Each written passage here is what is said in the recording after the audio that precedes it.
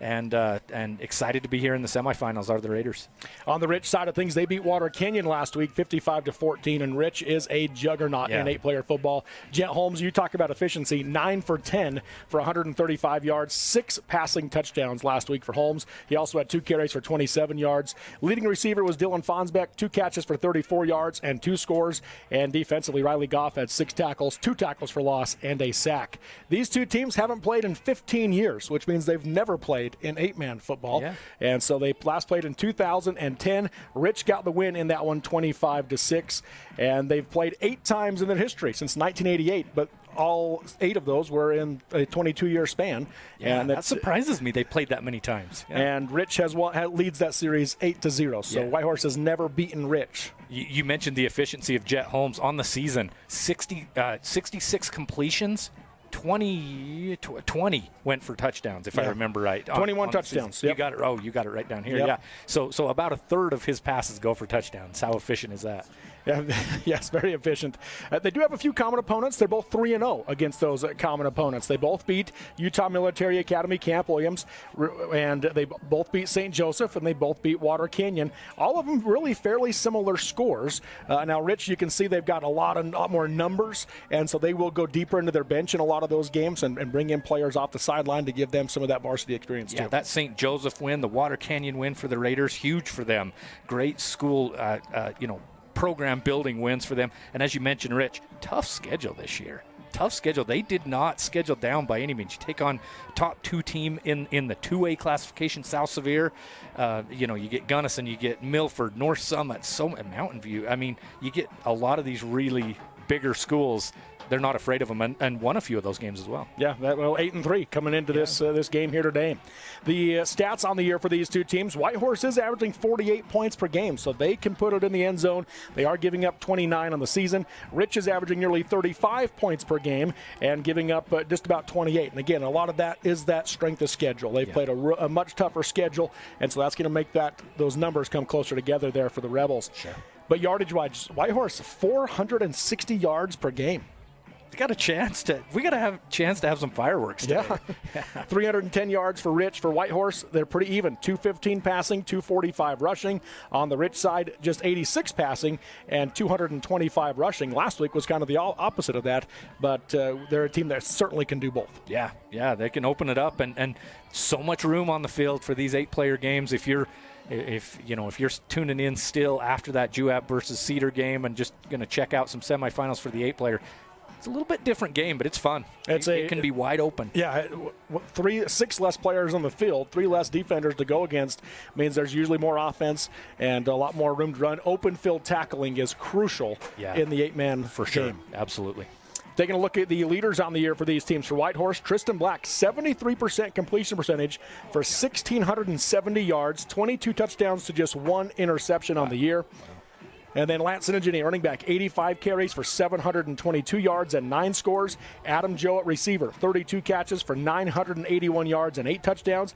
And defensively, Adam Joe leads the way there as well. 64 tackles, 9 tackles for loss, including 6 sacks for Adam Joe. For the Rebels, Jet Holmes, 57% completion percentage for 839 yards, but also very good touchdown interception. 21 touchdowns, 2 interceptions on the year. Both these two, they take care of the football. Absolutely, yeah. That leads to a lot of wins. Wilkes Weston, 142 carries on the year for 954 yards and 7 touchdowns. Leading receiver is Aiden Weston, 18 catches for 262 yards and 7 scores. And defensively, Carter Grohl is one of my favorite players to watch regardless of classification. 93 tackles, 7 tackles for loss, 3 interceptions, a sack, and a blocked field goal. He does it all. What else? What else out there? Has he caught a couple of touchdown passes? I'm sure he has. Yeah. Wow, what way to fill a stat sheet there, Mr. Grohl. The line on today's game certainly favors the heavily favored number 1 seed Rich Rebels. Perry's Power Guide has them favored by 44. Max Preps gives Rich a 19-point advantage in this game over the Raiders of Whitehorse. Both teams have won their last 2 games to get here, and of course the winner moves on to the state championship game next Saturday at Zions Bank Stadium. It's a 1 o'clock kickoff, and they will play the winner of Milford and Monticello, who kick off later tonight at 7 o'clock here in Cedar. There's your news and notes here inside the Snow College pregame show. We'll take a short break and come back with some coaches' comments next on Centricom, Team Hive, and KSL Sports. Hi, I'm Barrett Hilton with TeamHive.live, where we've created a locally run video streaming platform for Utah schools. On our website, you're not going to wade through a bunch of unrelated content. You bring up TeamHive.live and you're just going to find a lot of high school sports and events. We've created tools that make it super easy for you to create events and stream to our site. And if you ever need help with anything, you can give me a call. So I want to invite your school to join the team. If you're a Utah high school, you can stream live on TeamHive. That's TeamHive.live, powered by Centricom. Utah University's Eccles Coliseum. Robert Lovell with you alongside Greg Sterner here inside the Snow College pregame show. Let's jump into now our coaches' comments. We're joined now by Coach Chris Williams of the Whitehorse Raiders at the 8-man semifinals at SUU. Coach, first off, looking at your team coming off a win last week over UMA Hillfield to get here to the semifinals, just the second semifinal ever in Whitehorse history. Where do you feel like you guys are at coming into this game here today? I believe we're pretty confident as a whole team, offensive and defensively. It just comes down to the leaders, the younger kids listen to the leaders, paying attention to detail. That's pretty much it right now. Looking at your opponent today in Rich, of course, one of the dominant 8-man teams. What have you seen from them? What do you expect to see today?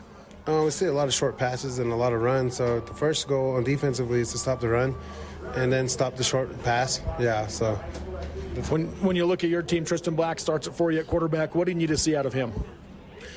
Just being composed, trusting his passes, trusting his offensive line, getting the ball out on time when he needs to. That's pretty much it. Who else do you look at on offense you'd like to see step up and lead the way for you? Offensively, stepping up and leading the way, I want the Synergy brothers in the backfield to really step up, have a good game. Adam Joe, he really needs to step up this time. That's pretty much it. Offensive line, just picking up assignments, paying attention to detail. When you look at Rich, anybody on their team you feel like you need to slow down today? No, just the runners. That's pretty much it. And then how's the health of your team coming into this game?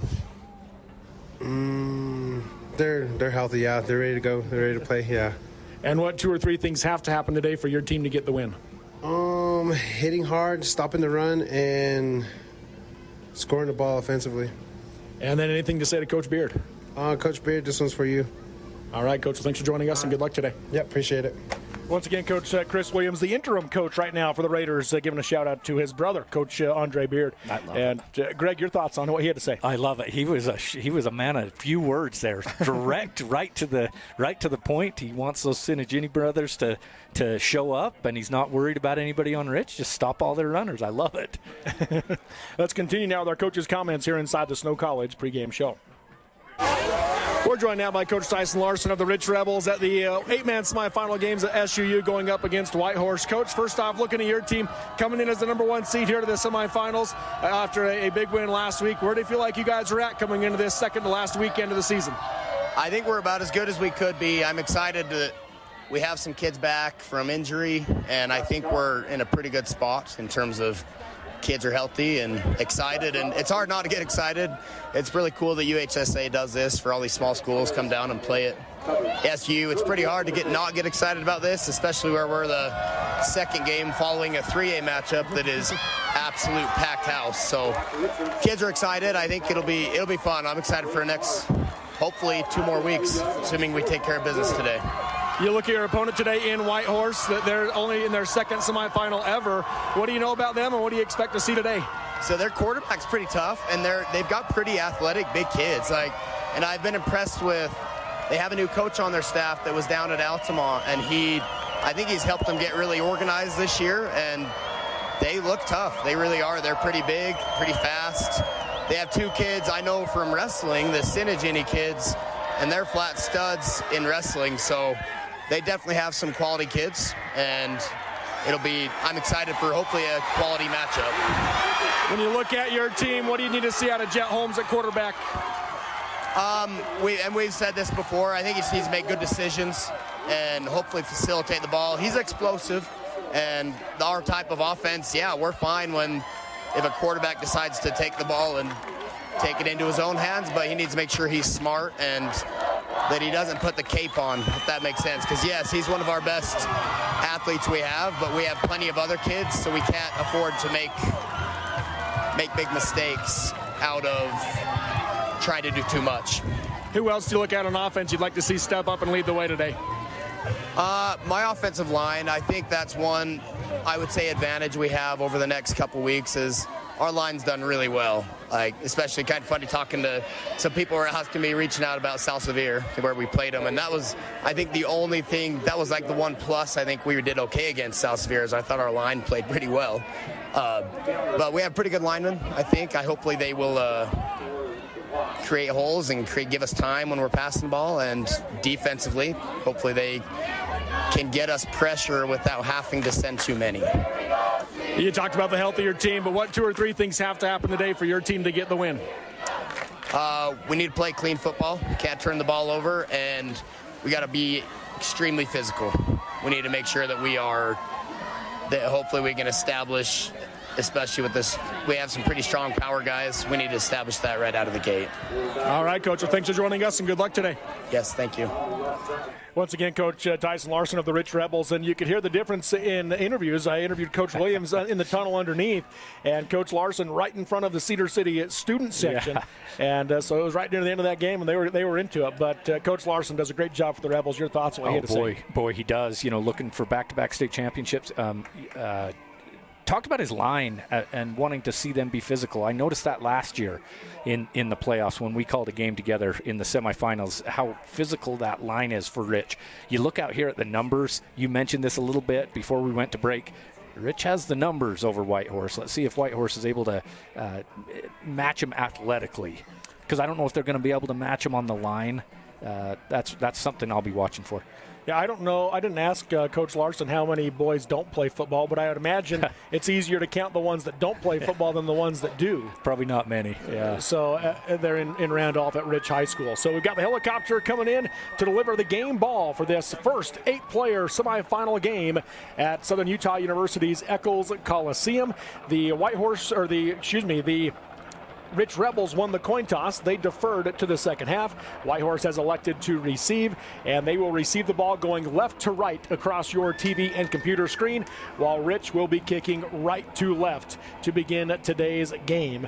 And here's the SUU Aviation helicopter that'll be dropping the game ball for today's game, and down ready to catch that one for the Rich Rebels is Aiden Weston, that leading receiver for the Rebels. He'll make the catch right on the T-bird at midfield and get ready for today's ball game. Greg, we know you don't have you haven't seen these teams much, but any keys that you can see for these two teams coming into this game, knowing it's a different environment than especially a team like Whitehorse is used to? Yeah, I watched that South Sevier versus Rich game. It was an early kickoff on a day that you went up there and called that one, so I was able to watch most of, I think, all of that game. So I have seen Rich. I'm just interested. Rich is the heavy favorite. You mentioned the Perry's Power Guide, huge favorite here for the Rebels. Can Whitehorse create some turnovers? Can Whitehorse get some of those athletes out in the open field? Can they block a punt? Can they return a kick? Things like that. That's what Whitehorse needs today to be able to pull off the big upset. Yeah, so we'll watch for those things here throughout the course of today's game between the top-seeded Rich Rebels and number 4 Whitehorse Raiders in the first 8-player semifinal game. The second semifinal will be at 7 o'clock tonight between Milford and Monticello. I want to give a quick shout-out to the players in this game that are on the academic all-state team. 3 from the Rich Rebels: Boston Jolly, Easton Eborn, and Jet Holmes, all on the academic all-state team. So congratulations to them for their success, not only on the field but in the classroom. You're a quarterback and a 4.0 student, Mr. Holmes? Wow. He's living the high school life, isn't he, in a small town? Rich will get set to kick it away. Dylan Fonsbeck will kick it away for the Rebels. 2 back deep to receive for the Whitehorse Raiders. The opening kickoff is underway here in the 8-player semifinals at Southern Utah University. Bouncing kick, high bounce. It's going to get over the top of the return man. Picked up at the 4-yard line, trying to find some space. Got a block, bounces at the middle, and he'll get across the 15-yard line for a good return from Elam Ed City to put the Raiders at the 18-yard line after what looked like could be disastrous. We saw a bounce like that in that earlier game where Jaden Heap thought that he was going to be able to catch a kickoff, or I think it was a punt that went over his head like that. So teams got to be ready for that on this turf field for sure. But a nice little return there after originally looking like it might have been dangerous. So Tristan Black at quarterback. He'll be in the gun. One back to his right in the backfield. Drops the pass, going to step up and keep it himself. Got tripped up and dropped to the 20-yard line. As looked like he had some room, but just got shoestring tackled. Just those two defensive linemen for the Rebels, and they're able to get some pressure and cause the quarterback some problems there for Tristan. Rylan Goff with the play there after a 2-yard run for Black. 2nd down and 8. Back to either side now of Black. Takes a snap, hands off of the middle, has some room, and gets across the 25 to the 27-yard line. Let's see, which Sinigini is that one? I think that was Lance, 29. Yes. I get that right. Yeah, good run up the middle, right into where the blitz was coming from for Rich. So a 7-yard gain. 3rd and 1. Take the snap, hand off in the middle. Got hit at the line of scrimmage, but falls forward for a gain of a yard. Is Sinigini again, and he'll pick up the 1st down to move the chains for the Raiders. Yeah, good strong run there. They mentioned in that coach's interview that Sinigini is a wrestler. He looked like it right there. Needed those wrestling moves to push the sticks. Big hit by Wilkes Weston there. 1st and 10. They're going to stay at that same formation. 1 receiver left, 2 backs to either side of Black. Black takes a snap, and he's going to give it up and able to come out of a pile and get back to the line of scrimmage. Might have even gaining a yard as Lance Sinigini. He looked like he was down for a loss, but picks up a yard on the play. That should have been a loss right there. Sinigini did that one all on his own that time. Probably not going to have a lot of time to do funny stuff behind the line of scrimmage like that with this Rich defense coming at you. They're just going to the 2-man front, but they're bringing those backers, and Carter Grohl in the middle. He is tough. Black in the gun, takes a snap, fakes the handoff, drops the pass, has plenty of time, rolls to his right, looking, pumps, going to keep it himself, makes a man miss as he gets out near the 35-yard line for a gain of about 5 yards on the carry. Really just 2 guys out in passing routes on that one right there, so absolutely nothing for Tristan Black to find. He had 3 defenders back there with those 2 receivers for Rich. So 3rd and 4. And you heard Coach Larson talk about the coach coming down from Altamont. That's Charles Woodhouse, Chuck Woodhouse. And he's coached a lot of places around the state. He's the offensive coordinator here for Whitehorse. Handoff to Sinigini. Has room on the outside. Picks up the 1st down and more across the 40, 45, 50-yard line. And then takes a hit out of bounds in Rich territory to move the chains again for the Raiders. All the way down near the 45-yard line and well, just past midfield, we'll call it. And Rich is lucky they didn't get another 15 there. Yeah. After that little shoulder shimmy after he went out of bounds. But a great run by Sinigini. Just off that left side, a lot of room there, and you can see his speed. 17-yard gain for the 1st down in Rich territory. 1st and 10 Raiders. Black takes the snap, fakes the handoff, quarterback keeper up the middle, makes a guy miss, broke through 1 tackle. Then he'll be brought down at the 45 for a gain of 4.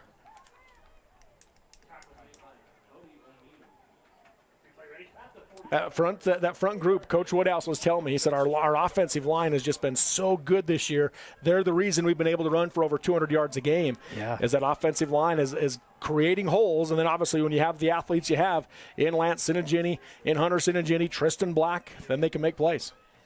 Black in the pistol, takes a snap, gives on the handoff, coming to the near side, makes a man miss, does Sinigini again down to the 40-yard line to make it 3rd and a yard. Dude's a workhorse. We talked in the pregame a lot about this Rich offensive and defensive line. Really, Whitehorse is winning in the trenches on this first drive. 5-yard gain for Lance Sinigini. 5 carries for 31 yards, 3rd and 1. Black in the gun, Sinigini to his right. They'll be tight to each side, takes a snap. They give to Sinigini, tries to bounce to the outside, nowhere to go as he gets brought down to the turf. A big tackle defensively from Easton Eborn. Yeah, Easton just did a great job at that defensive end position to fight off the block. If you watch this replay here, he's even double teamed. Goes through the double team and then is able to wrestle Sinigini to the ground. So decision time here for Coach Williams, trying to decide if he wants to go for it on 4th and short, 4th and 3 in Rich territory, or kick it away. Semifinals, go for it, Coach. You're the underdog, here. right? Absolutely. Yep. I think the only thing that even made him think about it was that they pushed him back 2 yards here. So 4th and 3. 2 backs to either side of Black. High snap off his hands, makes the catch, but gets hit by Grohl, and down he goes. Carter Grohl with the sack back to the 50-yard line, and it's a turnover on downs for the Raiders. Perfect blitz right up the middle there through the offensive line of the Raiders, and then that just little bobble allowed Carter Grohl to get through there to the quarterback, bring him down, give the ball back to his offense near midfield. So Rich takes over with 7:51 to go in quarter number 1 at their own 48-yard line. No score. Holmes will be under center. 2 receivers to either side with an empty backfield. Sends a man in motion right to left. Takes a snap. Pitches it out for Weston. Weston trying to get to the near edge. Has some room. And he'll be brought down to the 45-yard line in Whitehorse territory. Wilkes Weston with a gain of 7. And it was Adam Joe on the defense there to bring him down. You talked in the pregame show, open field tackles are so important in eight-player football. Adam Joe, great way to get low, get right at his knees and bring down the ball carrier. 2nd down and 3 now for the Rebels. Holmes will be in the gun with one back to his right. Takes a snap, drops the pass, looking to the middle. Now going to go to the right side, has a man. That's going to be off the hands of Paxton Nicodemus, incomplete. Yeah, had some room there. I mean, there was the right pass there from Jet Holmes. Yeah, hit him on the hands. You got to bring that one in. Paxton's would have had a first down there. They put the quarterback pretty deep in this shotgun when they go in the shotgun formation, about 5 or 6 yards deep there. 3rd and 3, I formation now for Holmes. Takes a snap, give left side and get hit in the backfield, and staying on his feet is Weston. And now he'll be driven back. And there's the wrestling move right there as you see it from Hunter Sinigini making a great tackle. Yeah, and Adam Joe, the first one to get through there, called his name twice here. Look at that defensive end position, just keeping the outside contained and then scraping down past the offensive lineman, getting a hit on him, allowing the rest of the Raiders to come in and clean it up. 4th and 2 now. Holmes goes under center. And Rich jumps. Yeah. They jumped offside. They had a chance to actually catch Whitehorse substituting right there. Yeah. And Whitehorse was missing one of their down linemen. And they end up jumping, so move it back 5. Yeah, probably would have been an easy first down there with Whitehorse trying to run somebody on late. First penalty of the game goes on the Rebels. So instead of 4th and 3, 4th and 2, it's now 4th and 7. 2 receivers right, 1 left. Holmes in the gun. Takes a snap, drops the pass, looking to the right side, throws, had Nicodemus. He fell on his break. He slipped, and it's an incomplete pass. Turnover on downs for the Rebels. Had a lot of those in the first game as well, that Cedar versus Juab game. Just the turf. Guys not used to it. A little bit of slips early in the game. You hope guys will figure it out by the end of the game. But, yeah, Nicodemus probably would have had a little bit of room there. I think it was the right read there by Jet Holmes, just with him slipping. Obviously can't complete that. So Whitehorse gets the ball back. Not much damage done there. They get the ball back relatively close to where they gave it back to Rich last time. They'll start on their own 49-yard line. 6:20 to go in the first quarter. No score in this 8-man semifinal. Black in the gun. Going to send Sinigini in motion. Takes a snap. Pumps. Heavy pressure coming. Rolls to his left. Gets hit, and down he goes.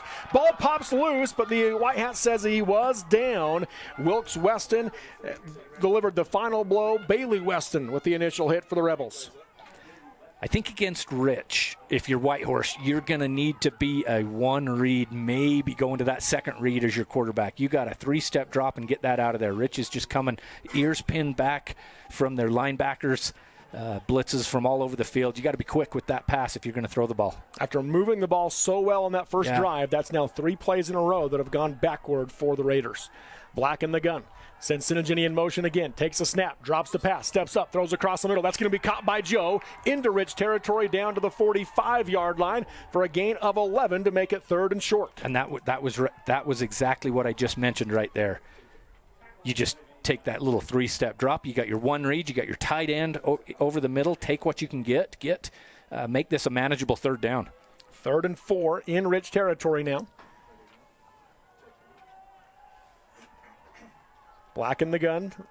Lance Sinigini to his left. Takes a snap.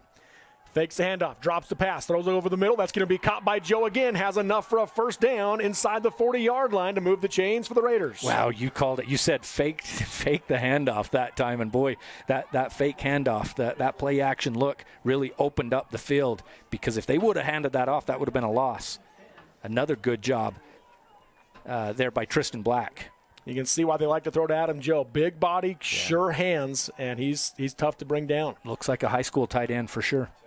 Going to send Sinigini in motion again. Black takes a snap, drops the pass, has plenty of time, steps up, pressure coming, and gets caught at the ankle trying to find somebody. He can't break out of it. He'll go down for a loss back at the 41 for a loss of 2. Man, Tristan, he plays to the whistle, doesn't he? That kid isn't just going to, you're not just going to grab him by the ankle and bring him down. You're going to have to hang on and hope some of your extra rich Rebel defenders come in there to finish him off. Just nothing open downfield for him, though. So second down and 12 now for the Raiders at the Rich 41-yard line. 4:15 to go here in quarter number 1 of this 8-player semifinal. Really low-scoring first half in that first 3A semifinal today. We'll see if the 8-man game produces the same. We promised a bunch of offensive fireworks in the pregame show, folks, so we apologize.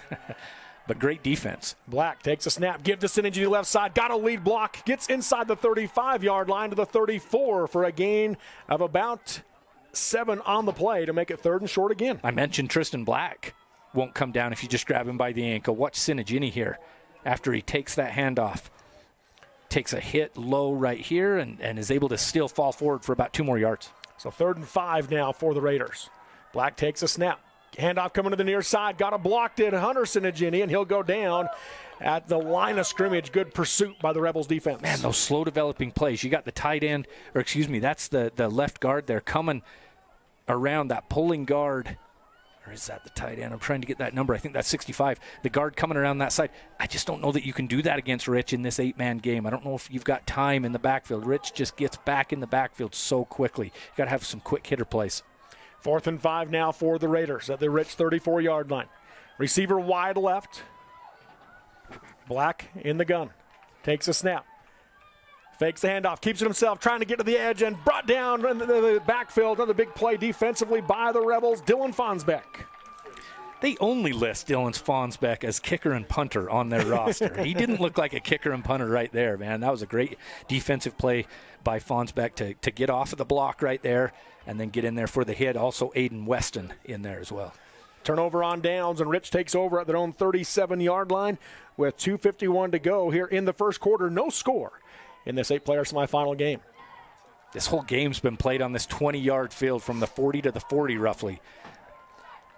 2 receivers right, 1 left for Holmes. Takes a snap. Quarterback keeper off the left side. That's Weston, Wildcat formation, and he breaks one into Whitehorse territory to the 25, 20. Gets hit by Ed City from behind, and he'll bring him down to the 10-yard line. But Wilkes Weston in the Wildcat with a big run for the Rebels. Yeah, what a great play out of the Wildcat. You just fake that handoff and just follow your lead blocker as your running back right there. Just following through there. Carter Grohl leading, and Wilkes Weston taking it all the way to the other side of the field. Down to the 9 for a gain of 54 on the play. 1st and goal from the 9 for the Rebels, trying to get the first points in this one. Holmes in the gun. Grohl to his left in the backfield. Takes a snap. Quarterback keeper off the left side. Follows Grohl. Cuts back the other way. Back inside. Into the end zone. Touchdown, Rebels. Rich strikes first. Almost literally the exact same play right here. You just let your running back go ahead of you. Watch this. When we run this replay here, you just go off that left side, cut it back, plant your foot in the ground, cut back to the right. Same play 2 times into the end zone. So they'll come on now for the extra point with Dylan Fonsbeck. 2:17 to go here in the first quarter. First points are scored.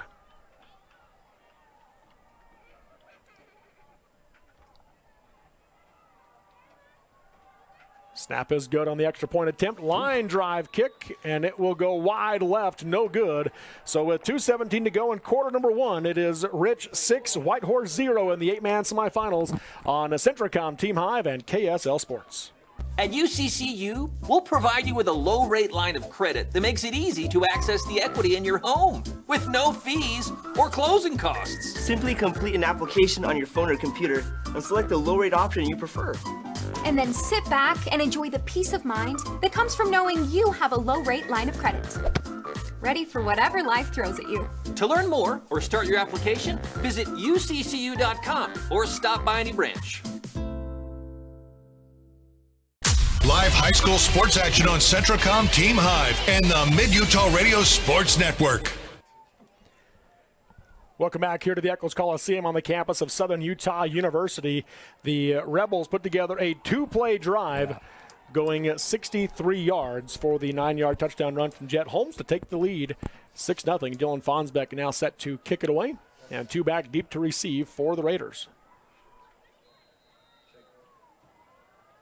Fonsbeck with the approach. Line drive kick. Ed City picks it up off the bounce of the 10-yard line, gets across the 15, tries to bounce outside, broken arm tackle to the 20, got a block, 30, 35, 40-yard line, makes the kicker miss, across midfield he goes, down the sideline to the 30, 25, and drugged down from behind with a horse collar tackle to add on to it. And Whitehorse is in the red zone, deep in the red zone, to try to tie this game up. What did we mention? A key for Whitehorse in the pregame show. What did we say? You block a kick. You get an interception that you take back. You return a kick, just like this. Great play by Edda City. Just gets to the left side. Looked like he was going to be bottled up right there if you're watching here, if you see that replay, and then takes it up the sideline. Look at how he turns on the Jets right there. Number 65 thought he had an angle on him, and Edda City was able to take it past him. So here's the word from the White Hat. They spot the ball at 22. But there is the personal foul, horse collar to add on to it down to the 11-yard line for the Raiders. Yeah, if you're Whitehorse, you got to capitalize here. You just gave up that touchdown. But it's one touchdown. You can get right back in this, especially with that great kick return. Need a couple of good plays here to get it into the end zone. So Black will get set in the gun.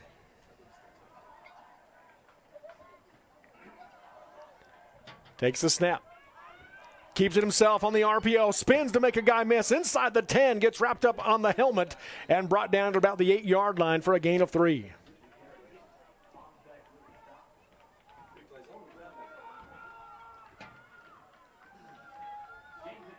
There's been multiple times where they faked to a running back right there, and then that running back becomes the blocker because somebody comes in so hot for Rich. Second down and 8 from the second down and 7 from the 8-yard line. They can get a first down at the 1. Black with Sinigini to his right. Sends Sinigini in motion. Takes the snap. Drops the pass. Pressure coming. Throws underneath. That's going to be... Did he catch it? It is going to be a drop. I didn't see the incomplete pass signal. Watch this replay. Sinigini goes right to where the blitz is coming from. He would have walked in to the end zone for a touchdown if you just lob it out to him on the left. Oh, he's frustrated right there. Black just doing what I said he needs to do. He's got to go quick. He's got to get that ball out quick because that Rich Rebel, they bring in a blitz every single time. But if he would have had Sinigini in the flat for 6. Black, handoff coming. Nope, he's going to keep it himself after a couple of fakes and gets dropped in the backfield for a loss. Back to the 11-yard line, back to the original line of scrimmage. And so that will make it now 4th and 10 for the Raiders. And Whitehorse will use their first timeout of the half. So with 1:06 to go in quarter number 1 in this 8-man semifinal, Rich 6, Whitehorse 0 on Centracom Team Hive and KSL Sports. This school year will be different. This year, I'll do my assignments on time. I will listen to my teacher. I solemnly swear. I won't eat any glue. I'll do my homework every night. Every night. Research? No problem. School, I got this. This year will be different. Visit Centracom.com to power your education with the best internet experience. Everyone succeeds with School to the Power of Centracom. Let's head back to the field for high school sports action on the Mid-Utah Radio Sports Network and Centracom Team Hive. We're back here at the Eccles Coliseum at SUU. It is 4th and 10 for the Raiders. They started this drive at the Rich 11, and they are still at the Rich 11. Got that one safety high for Rich, just trying to keep everything in front of him here. Fake the hand. No, they do give to Sinigini. Trying to get to the edges. Sinigini lowers the shoulder, broke a tackle, and he's going to be about a yard shy.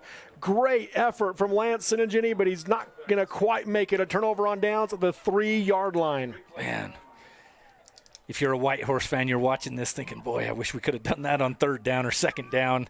Open it up on 4th down here for a 1-yard play, but it's going to give the ball back to Rich. They get stout there, do the Rebels. They turn over Whitehorse on downs for the 3rd time tonight. And Rich will start on their own 3 with 59 seconds to go in quarter number 1, leading 6-0. Whitehorse stopped Rich on their opening drive, but then Rich had a 2-play drive go 63 yards for the touchdown. Now Holmes under center, takes a snap. The give to Weston, hit and driven back right at the goal line. They're going to give him the forward progress to the 1, but a big play defensively for the Raiders. I think that was number 62, Ham, that got through there. Boy, great job from a defensive end position. And the offensive lineman just left him. Just went to that next level, and Ham steps through and makes a big stop just outside the goal line. Yeah, Ryland Ham, big play defensively to make it 2nd and 12 from the 1.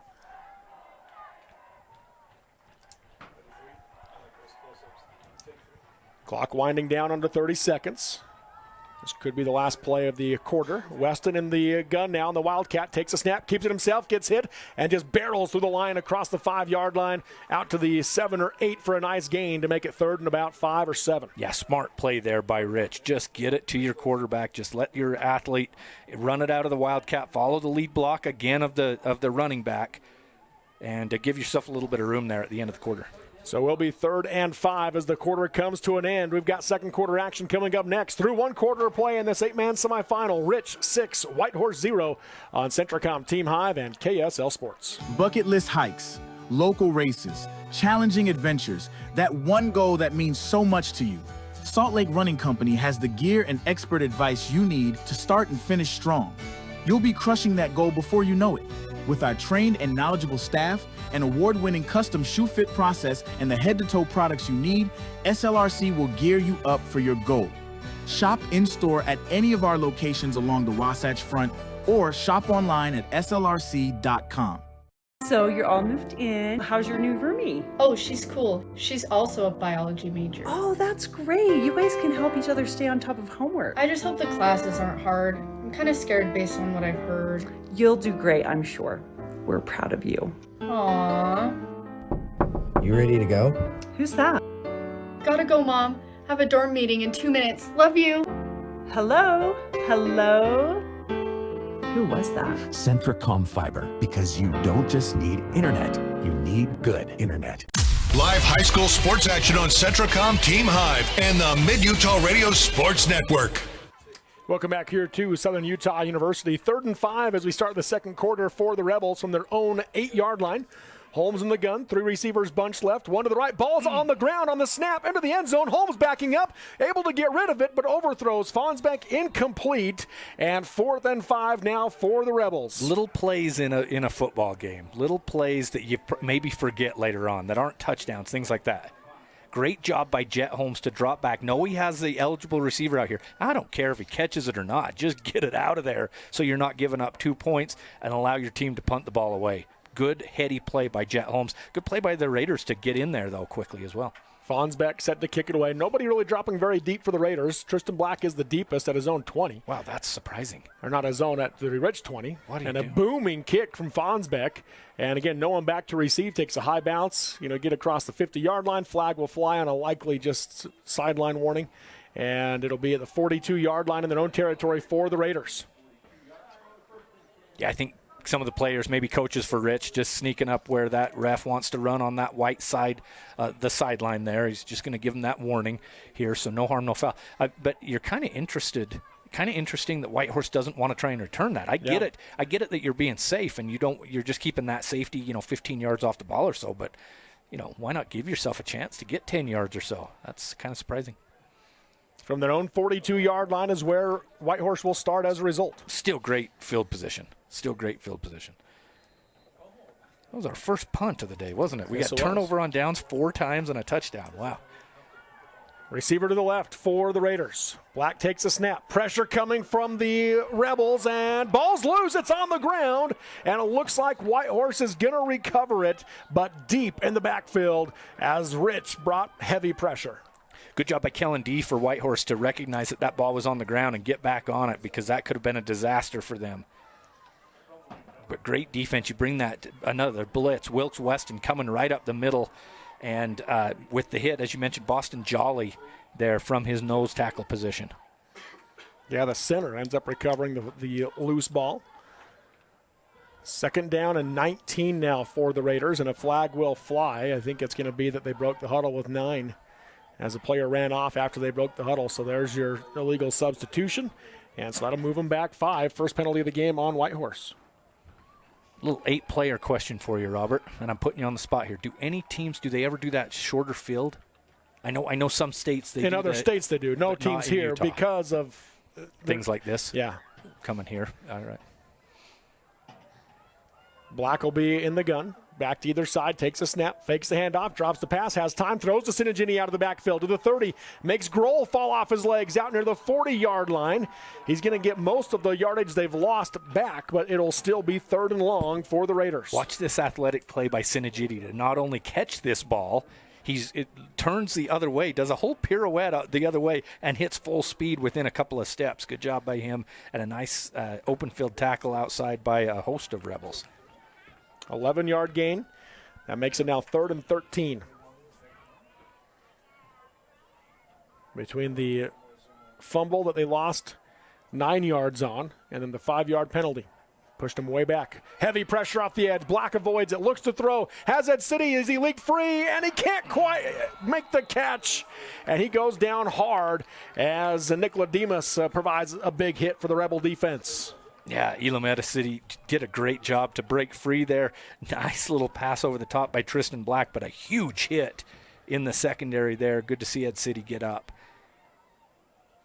So it'll be 4th and long for the Raiders. Pretty good defense there by Nicola Demas. If he wouldn't have been there, that probably would have been a pass completion, but a great hit there to break that one up.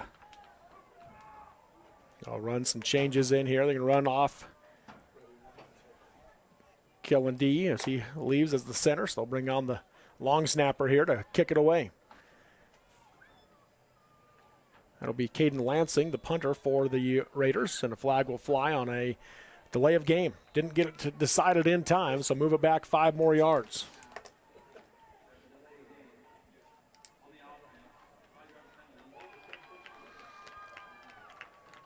So they'll kick it from the 34 on 4th and 18.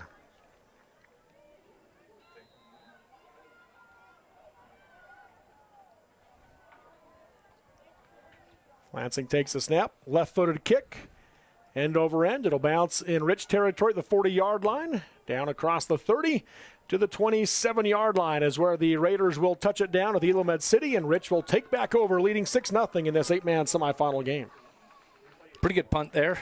Got a nice bounce there at the end to make it a good punt, but. And we'll see if Whitehorse is able to hold Rich again. Rich last time started with the ball at their own 3 and just narrowly kind of averted that disaster of a 2-point safety.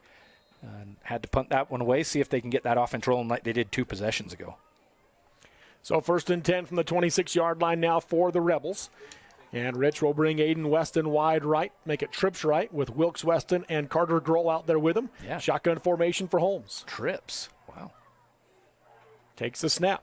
Little bubble screen out to Grohl. Grohl gets hit by Ed City, and then 2 more Raiders bring him down for a loss of yards back at the 23. Yeah, good job there. I was just a little surprised with the trips. Didn't mean to just randomly throw that in there. Trips in an 8-man game. You're really loading up one side of the field when you do that. But a big hit outside. We had number 12. Oh, I don't have number 12. That's Hunter Sinigini. Okay, that's the other. Okay. I had him as 22 out there. But, yep. yeah, that was a huge hit outside. Just the sophomore for Hunter. So 2nd down and 12 after a loss of 2 on the first complete pass of the game for the Rebels. They will go trips left now. Same formation, just bring it the other way. Trips left, tight right. Holmes in the gun. Takes the snap. Quarterback draw up the middle with the lead blocker. Bounces to the outside. Has room. Gets a 1st down and more on a block from Nicola Demas. Down the sideline goes Holmes to the 30, 20, 10-5, touchdown Rebels as the Rich Rebels add to their lead. Those quarterback runs, whether it was a backup quarterback, your running back really out there, Wilkes Weston, or now this time again, Jet Holmes just running it, just nothing fancy. You're just lining up and blocking and letting Jet Holmes use his speed down the sideline. Got to take a better angle on that kid. He's got a lot of speed. So Jet Holmes, 74 yards to the house to make it a 12-0 game. And they are going to go for 2 here with the swinging gate formation. So they've got at center Nash Perry, the sophomore wide receiver, by himself, all the line to the left, a receiver to each side. And a timeout going to be called by the Raiders. They want to figure out how to stop this 2-point conversion attempt. With 9:04 to go in the first half, it's 12-0. Rich leads Whitehorse on Centracom Team Hive and KSL Sports. Everyone knows that having a good credit history makes it easier to save money and get approved for the things in life you need, like credit cards, auto loans, home loans, and a lot more. But here's the problem. Building your credit history takes time. That's why UCCU created Credit Builder, an innovative loan program designed to help you build your credit history and raise your credit score. Visit UCCU.com to start building or rebuilding your credit today. UCCU. Love where you bank. Let's head back to the field for high school sports action on the Mid-Utah Radio Sports Network and Centracom Team Hive. Welcome back here to Eccles Coliseum. Rich is going to come out in that same formation. They've got Nash Perry there as the long snapper. Receiver to the right is Aiden Weston. One receiver to the left is Fonsbeck with all 4 linemen to the left. Holmes takes a snap, pressure coming, makes the pass, and it's going to be batted down. Defensively coming through for the Whitehorse Raiders, Adam Joe just barreled through the line. Boy, did he. You call that just exactly right. Look at him. He's got the offensive lineman on him, and in an 8-man game, the swinging gate could probably work, but look at him just get through that line and tip that one. He was even being held and still made the play. Big play by Adam Joe. So the Rebels, though, add their lead. We're going to keep it right here since we just took a break for the timeout, but 12-0 now is the score. It's been 2 big plays for Rich that has led to this 2-score game. Whitehorse has had some big plays. They just haven't been able to capitalize on them. Been able to finish it off, yeah. And if you're Whitehorse, you're hoping for one of those big returns like you got on the last kickoff that you returned all the way down to the 22. The penalty took it to the 11. Wasn't able to finish that one off, but that's what you need. You need those type of things to happen right here. And Fonsbeck, he's able to kick it deep. You know, it's not, if you're Whitehorse, you're taking it around the 10 or so. So it'll be interesting to see if they're able to get it going in the open field out here. 9:04 to go in the first half of this 8-man semifinal game. The second 8-man semifinal will be at 7 o'clock tonight between Milford and Monticello. Fonsbeck set to kick it away. 2 back deep to receive. That's at City and Black for the Raiders. Fonsbeck with the approach, and they're going to get a personal foul. Big personal foul here is Whitehorse, and that looked like it was unintentional as they took off way before the kick and delivered a blow to a Rich player. Yeah, wow. I'm not sure what led to that. Rich player pops up on his feet, says he is good to go. That's Riker Kirk, senior linebacker. Yeah, that was just lined up like that. Whitehorse was just headhunting him that time. I think he's going to have to come out of the game. He's kind of frustrated about that. I think he wants to go hit somebody after taking that hit, but let's see what the decision is from the white hat here. I don't know if a kid gets tossed for something like that. Or that'll be the question. He walked off the field immediately.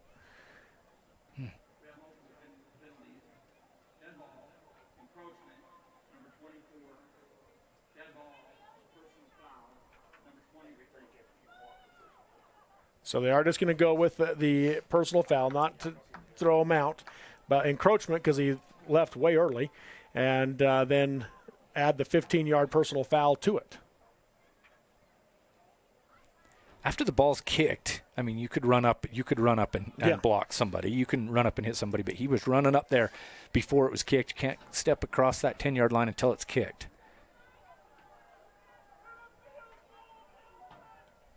So that's going to move it, 20 yards, right? Yeah, to the other 40. Wow. You heard somebody from Rich down here yell, kick a field goal. I think they can boot this one out of the end zone if they want to. I'm of the persuasion, if I'm a coach, I'm onside and something like this. Why not? You're deep anyway. Yeah. So you're kicking from the opposing 40-yard line is Fonsbeck. We'll see if they do go with the onside approach. Fonsbeck with the kick, and it is going to be an onsider, but it doesn't go 10 yards. He covers it up, so it'll be Whitehorse football at the 32-yard line as it doesn't make it 10 yards on the onside attempt. Might have happened. Might have been able to work there if it goes a couple more yards. Whitehorse had somebody right there to maybe that could have fallen on it too, but it would have been a scrum for sure if it would have went about 3 more yards. So they'll start on the 32-yard line. 9:04 to go in the first half. 12-0 Rich in this 8-player semifinal football game. Whitehorse has had the longest drives in terms of number of plays. Yeah, Rich's two touchdown drives have been 2 plays each. Yeah, that quarterback / wildcat run has been good for Rich. And like I mentioned, in the 8-man game, if you've got that advantage, why get cute? Why not just snap it and let your quarterback, one of your best athletes on the field, follow that lead blocker? Black will be in the gun, back to either side, and Whitehorse is going to use their final timeout of the half as the play clock was down to 2 seconds. So we'll take the break with them. It's 12-0 in this 8-player semifinal. 9:04 to go in the first half on Centracom Team Hive and KSL Sports. My parents know nothing about gaming. I told them we needed Centracom Fiber because it's by far the fastest and most reliable internet speeds. Hey bud, dinner's ready. Time to turn off the game box. Alright, this round's almost over. These days, kids do a lot of their homework online. They talk to their teachers, they receive assignments, and they do research, all from our kitchen table. That's why I chose Centracom Fiber Internet. They have the fastest and most reliable connection, so my kids can stay on top of their schoolwork. Live high school sports action on Centracom Team Hive and the Mid-Utah Radio Sports Network. Welcome back here to the Eccles Coliseum on the campus of Southern Utah University. So we come out of the timeout, 1st and 10 for the Whitehorse Raiders. We're going to change formations here. Receiver to the left is Ed City, tight right, and one back to the right of Tristan Black in the backfield. Shotgun formation, takes the snap, drops the pass, pressure coming, steps to avoid it, went into the pressure and gets dropped from behind down low for a loss of yards. Giving a lot of the credit to the defensive line and the linebackers for Rich, but Tristan Black just really has nowhere to go with the ball. I mean, so that's a credit to the defensive backs. They're running with those Whitehorse Raider offensive eligible receivers down the field. Black, I keep saying he's got to take that 3-4 steps, one read, get the ball out of there, or he's going to go down, and he just has nowhere to go with it. Rylan Goff with the sack there. Handoff goes to Sinigini. Tries to cut up inside as Rich had the outside covered, and he'll get dropped after a gain of a yard to the 29. I think a lot of the games that Whitehorse plays, they probably are able to leave a man unblocked defensively. And if you watch this one right here, this replay, they leave a man unblocked, and Sinigini has enough athleticism against most teams. I think he's able to make something happen, not against Rich out there. I think that was Jasper Johnson, the outside linebacker. Black in the gun, takes a snap, gives to Hunter Sinigini. Cuts up inside off the block, gets across the 30 to the 33, and that'll make it 4th and 9 for the Raiders. Just not a lot doing out there for Whitehorse. Good job at just extending that. You had a really good set in the edge there by Aiden Weston, the cornerback, stepping up and making Whitehorse bring it back to the inside where the linebackers are. So they're going to get set to kick it away again. Back deep to receive is Bodie O'Mealy, a junior running back for the Rebels. Caden Lansing will kick it away for the Raiders. Good snap. Flag flies on the play. Kick is away. And it's going to bounce the 40-yard line in Rich territory and come to rest at the 35, just inside the 35 to the 34. We'll see what the flag is. They are going to get Coach Larson's thought on it. Must have been an illegal procedure or lined up incorrectly for Whitehorse. Yeah. So they'll kick it again. Free kick, okay.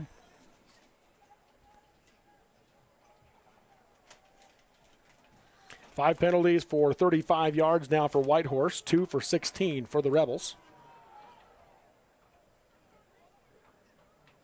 So 4th and 14. Lansing going to get set to kick it away again. O'Mealy standing at his own 40-yard line. Snap is good again. Really no pressure. Good kick away. O'Mealy going to come up and catch it at the, bobbled it to the 49. Picks it up off the ground. Has room on the edge to the 30 and gets hit and goes down inside the 25-yard line and puts Rich offense in business. Yeah, you could tell Bodie O'Mealy had a lot of room right when that ball was kicked. It was going to that right side, left side for Rich offensively. And you could see they had set up that blocking scheme on that left side, and O'Mealy had a lot of room to go down the sideline. Breaking one more tackle, and it might have been 6. So they'll start at the Whitehorse 24-yard line with 7:06 to go in the half, trying to make it a 3-score game. Holmes will be in the gun. Receiver wide right is Weston. That's Aiden Weston. Takes a snap. Gonna throw to Grohl out of the backfield and makes a man miss, makes the catch to the 15, 10, got a block inside the 5, touchdown Rebels.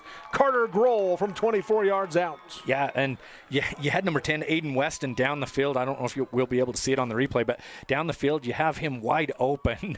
And Weston, Jet Holmes could have probably tossed it up to him, but he becomes the best blocker downfield. Nice block out there to spring Carter Grohl the rest of the way for the 6. So Fonsbeck now back on for the extra point attempt. 1 or 2 play drives go for 6 for Rich today. That's right. And everybody went early on both sides of the ball. They are going to call it on the defense, though. I think the defense spurred it. So now, if you're Coach Larson, do you go for 2? And it looks like that's what they're going to do here. Jet Holmes comes running over to Coach Larson to get a play call and throws the block off. So with 1.5 yards to go, they're going to go for 2. Literally just sub one person out. Sub out the center. Yeah. Or bring the center back in. Yeah. You have your smaller guy that's playing on the line, I'm sure, Nash Berry, come out of the game there. And yeah, he's the long snapper. And put your regular center back in. Gonna make one more quick change. They bring Aiden Weston out, so they're going with the tight package here. Holmes under center, I formation. Takes the snap. Give right side to Weston. Following Grohl, gets hit, stays on his feet, but then gets driven back. They say he got in, though. The 2-point conversion is good. So a 6:57 to go in the first half in this 8-player semifinal. It is Rich 20 and Whitehorse 0 on Centricom at Team Hive and KSL Sports. Bucket list hikes, local races, challenging adventures, that one goal that means so much to you. Salt Lake Running Company has the gear and expert advice you need to start and finish strong. You'll be crushing that goal before you know it. With our trained and knowledgeable staff, an award-winning custom shoe fit process, and the head-to-toe products you need, SLRC will gear you up for your goal. Shop in-store at any of our locations along the Wasatch Front or shop online at slrc.com. Let's head back to the field for high school sports action on the Mid-Utah Radio Sports Network and Centricom Team Hive. Welcome back here to Eccles Coliseum at Southern Utah University. 20-0. The Rich Rebels with the lead in this 8-player semifinal game. And certainly not surprised by the score, but it's actually been a better game than the score indicates. Yeah, anybody that just goes and looks at this, watching on Deseret News or whatever on KSL.com, anybody that's watching just the score, they're going to say, oh, Rich, number one, they went and did what they were supposed to do. Whitehorse is playing tough. Rich is just a really, really good team. Good kick by Fonsbeck. Dylan Leo with the return. Works his way to the middle of the field after being to the near sideline. Breaks a tackle by Aiden Weston, trying to stay on his feet, trying to find some room. A flag will fly on the play, and he ends up losing a ton of yards, going all the way back inside the 5-yard line. And we'll see what the flag is here, but that's likely going to be against Whitehorse. Can't dance around there on a kick return, man. You got to go north-south, get the yards. Yeah, you try and dance around on a kick return against a good team like Rich, and you're going to lose some yards. Yeah, I don't know if they trying to run a wall to the far side of the field or something, because he tried to run all the way across the field, which is tough to do. It is going to be a block in the back on Whitehorse, so that will move it half the distance from the 3-yard line to the 1.5 is where they'll start this drive. Back against the wall here. Yeah. Well, they put it at the 5. They're giving a... Oh, because it's... Well, I was going to say that's... It shouldn't be there. So they will mark it off from the 2 to the 1. So they'll start just across the 1-yard line. With 6:46 to go in the first half. And with the kind of pressure that Rich brings, Rich can be looking for a safety here. You got to be quick here if you're Whitehorse. Yeah, if you're the Raiders, you got to, whatever you're going to do, a short yardage type play you want to run. You want to just get 3 or 4 yards here if you can. Black takes a snap, handoff, bang, and driven back. Is he in the end zone? Yeah. The near side official is walking the edge, and they will signal safety. So it is a safety for the Rebels. Put 2 more on the board for Rich. Yeah, Wilkes Weston, as you watch this replay, you'll see him just come like a bullet coming through there. So he took on the blocker. Yeah, who was 20? Was it was it 25 Riker Kirk, or is it 35? 25. Yeah, Riker Kirk. Riker Kirk was the one who took the hit on that kickoff earlier, stayed down for a minute, and wanted to be back out there to hit somebody. He just did. Yes, he did. He made a big play. So 22-0 now is your score. Rich on top of Whitehorse in this 8-player semifinal. And this one, this first half, that first quarter went so fast. Yeah. The second quarter has taken a long time to get through this quarter. Yeah, Rich putting some scores on the board has slowed this one down for sure. And they're probably gonna end up with pretty good field position here too after you free kick it from the 20, right? It's yes. From the 20. Yep. Yeah. So Whitehorse will get set to kick it away. 2 back to receive. It's O'Malley and I believe Aiden Weston. That'll kick back to receive for the Rebels. Trying to get lined up. I've got to have at least 3 on each side. So Caden Lansing will punt it away.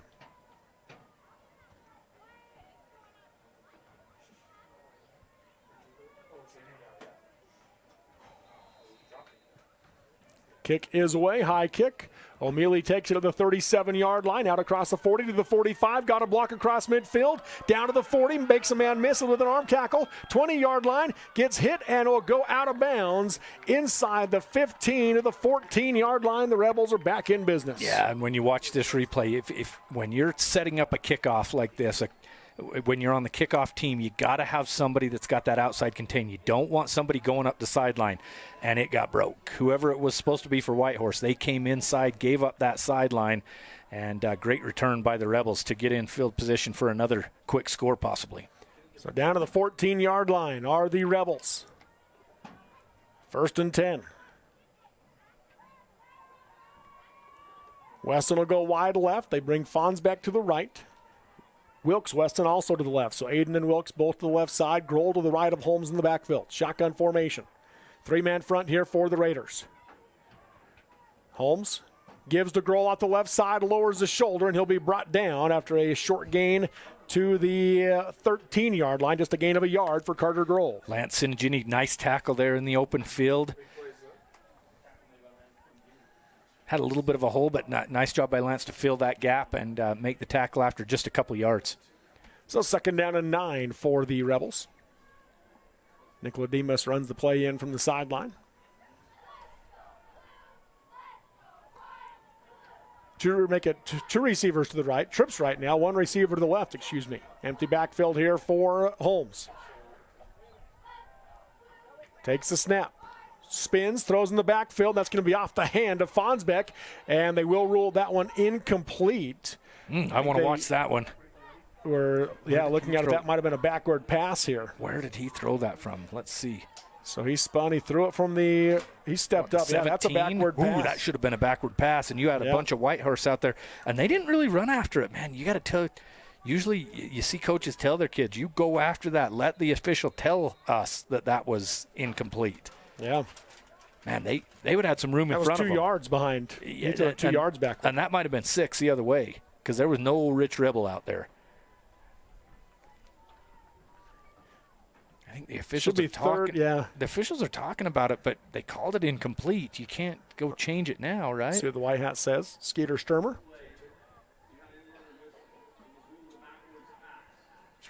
Backwards pass. So they called an inadvertent whistle. But inadvertent whistle, they called a backwards pass, so it replays the down. So actually benefits Rich. If Whitehorse would have went and picked that up, I would be furious on the sideline if I was a Raider coach. High formation, handoff to Weston following Grohl, and he'll get down inside the 10 to the 9-yard line for a gain of 4 to make it 3rd and 5. Not to overkill that, but just one more thing. But they didn't go after it. Yeah, so I'd be upset at my kids right now if I was a Raider coach, not the officials. But man, if Whitehorse would have went and picked that up and they blew that whistle. Yeah, that's the hard part with the inadvertent whistle when it if it was a positive play for the defense, those inadvertent whistles are just killers. Yeah. So 3rd down and 5, I formation again. Holmes under center. Hard count, takes a snap, fakes the handoff, drops the pass, has time, throws for the end zone, and caught. Fonsbeck reels it in. It looked like Tristan Black even got a hand on it, but touchdown for the Rebels. You saw Tristan Black just kind of sneaking forward there from his defensive back position, and then Fonsbeck just ran right past him. Tristan Black just about recovered, but a good catch, good concentration there by Fonsbeck. I think he did get a finger on it, but Fonsbeck reels it in. That's tough to catch after a defender gets a hand on it. So a 9-yard touchdown pass. Fonsbeck now on for the extra point attempt. Well, Jet Holmes has thrown 2 touchdowns and ran for 2 more. Here's the PAT. It is up, and that one is good for 1 through the uprights. So with 5 minutes to go in the first half, it is Rich 29, Whitehorse 0 on Centricom, Team Hive, and KSL Sports. Hi, I'm Barrett Hilton with TeamHive.live, where we've created a locally run video streaming platform for Utah schools. On our website, you're not going to wade through a bunch of unrelated content. You bring up TeamHive.live and you're just going to find a lot of high school sports and events. We've created tools that make it super easy for you to create events and stream to our site. And if you ever need help with anything, you can give me a call. So I want to invite your school to join the team. If you're a Utah high school, you can stream live on Team Hive. That's TeamHive.live, powered by Centricom. Live high school sports action on Centricom, Team Hive, and the Mid-Utah Radio Sports Network. And we're back here at Southern Utah University. Robert Lovell with you alongside Greg Sterner in this 8-player semifinal game. Dylan Fonsbeck set to kick it away for the Rebels. 2 back deep to receive, Tristan Black and Elamed City for the Raiders. And that one's going to go into the end zone. So it'll bring it out to the 20-yard line for Whitehorse. If you're the Raiders, you got to get something going here. Got to get one on the board before halftime to try and keep yourself in this one. Man, those first few drives by Whitehorse were really, really well done. They did a good job. They didn't get into the end zone, but it was a game. And, man, Rich just been able to turn it on with the athletes that they have.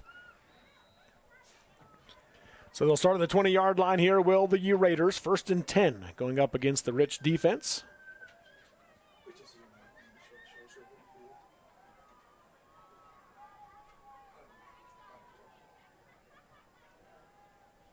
Black will be in the gun, down to 8 seconds on the play clock. Takes the snap. Fakes it, going to keep it himself, gets hit by Grohl and driven back, and they're going to blow this one dead. A loss of 2 to the 18. Man, I hate to beat a dead horse here. But you just can't do that in the backfield against Rich. You just can't do all this cute stuff in the backfield. And I get that that's your offense and that's what you want to run, but, man, you got to be quick. You got to be efficient and quick hitting plays. 2nd down and 12 now for Whitehorse. They're going to bring Adam Joe to the right side, tight right. Elamed City wide left. Black will be in the gun. Going to send Sinigini in motion. Takes the snap, drops the pass. Here comes the pressure. Throws underneath to Ed City, makes the catch, and he'll be wrapped up at the 24-yard line. Ball come out. Yeah, the ball came out. Let's see. Looks like it'll stay Whitehorse football. They actually gained a couple more yards on the fumble. Is that Joe Mann on the spot there? Out to the 27. Yeah. Adam Joe, the man on the spot there. They did call that a fumble, right? I'm watching on this replay. Yeah, they threw the here. bag. They threw the bean bag. Oh, yeah, that definitely is. You see the ball out right there? Adam Joe, great job to get on that one. So it ends up being a gain of 9 with the fumble forward, and that will make it now 3rd down and 3 for the Raiders. So 3rd manageable. They'll split Caden Lansing out wide left. Sinigini goes in motion. Black drops the pass. Looking up the middle. Now rolls to his right. Going to tuck it to run. Picks up the 1st down. Makes a man miss. And cuts back inside. What a move by Tristan Black. And then he'll be forced down across the 40 to the 41 or 42-yard line. Stops on a dime out there. You see the athleticism of Tristan Black this time. That play breaks down. Takes it to the outside. Watch him stop on a dime. Plant that foot. Come back to the inside. Didn't get a lot more there after this. But look at this. Whoop. Loses a couple of guys. Love it. Great play. 15-yard gain to the 42. Did get about 4 or 5 more yards after that little pivot. So 1st and 10. Lansing going to go wide right for the Raiders. Back to either side of Black in the backfield. Shotgun formation. Takes the snap. Gives the handoff to Sinigini, trying to avoid the defense in the backfield. Wellston able to drive him to the sideline. Sinigini picks up a couple, which is impressive as he was driven 5 yards deep. Yeah, you said it there, Robert. Good job to fall forward there by Sinigini. Looks like he should have been stopped for a little bit of a loss, but good job to gain about 2 yards. So 2nd down and 8. And that's a good tackler out there, Wilkes Weston. We've called his name a lot on both sides of the ball. Clock is down under 3 minutes. Whitehorse is out of timeouts. They're missing a player, though. They run a player on late. That's Aiden Ham. Black takes the snap and gets bull rush, does the handoff to Sinigini, and he's going to lose yards back to the 40. Nowhere to go as Rich powered through the line. Yeah, just trying to pull that guard again, and you're just not quick enough against that Rich defense. Was that Carter Grohl that got through there first? I think so, yeah, number 1. Scoring touchdowns on offense, making big hits on defense there, Carter Grohl. Makes it 3rd and 12. Receiver wide left is Lansing. Black takes the snap, drops back to pass. Going to throw to Sinigini out of the backfield off his hands. Incomplete. The pass was a little behind him, and he had a lot of grass in front of him. Pretty good play design that time. You just fake it to Sinigini coming out there. Kind of draws the defense. You see that defensive end just staying in, not wanting Black to run. Just not. It was on his hands. That's one he's got to grab. So 4th and 12. They're going to go for it here. Down 4 scores with 1:56 to go in the first half of this 8-player semifinal game. Lansing goes wide right again. Black in the gun. Takes the snap. Heavy pressure up the middle by Grohl. Makes him miss. Black bounces to the outside. Throws downfield. Has a man wide open. That's caught by Lansing. He has the first down into Rich territory. Down to the 42-yard line. And a huge play for the Raiders. Shows you what I know. I keep telling them, quit doing the stuff in the backfield. You're letting Rich get in there. That time, Tristan Black just about goes down, though. But the athleticism, steps out of a tackle. Again, that was Carter Grohl coming in. And then look at how he's able to throw that off the back foot as he's taking the hit from Bailey Weston. What a catch. And Black is slow to get up. He's going to come out of the game. Oh, you hate that. He took a shot at the end of that one and does leave the game, which makes it tough here for Whitehorse. Again, they don't have a timeout, so they can't use a timeout to try to get him back in. I'd be shocked if this play right here goes anywhere but to Lance Sinigini. Yeah. Maybe take a bit of time to get your quarterback back in, 1 or 2 plays, but, man, I'd give that right to him. Is that Sinigini's who's going to take the snap, it looks like. Yeah. And they end up going, oh, that's not Sinigini, excuse me, that took the snap. That was, well, we don't have a 19, it looks like. No, it's Tyrell Black, excuse me, that took the snap there. It ends up being a false start, though, so moving back 5. Back to the 47. Yeah, I did not have a 19 on my roster. We're going to say Tyrell Black, and we're gonna assume he might be related to Tristan Black? Yeah, could be. So Tyrell Black now set to take the snap. Does. Tries to hand it off. The ball's on the ground, and Rich covers it.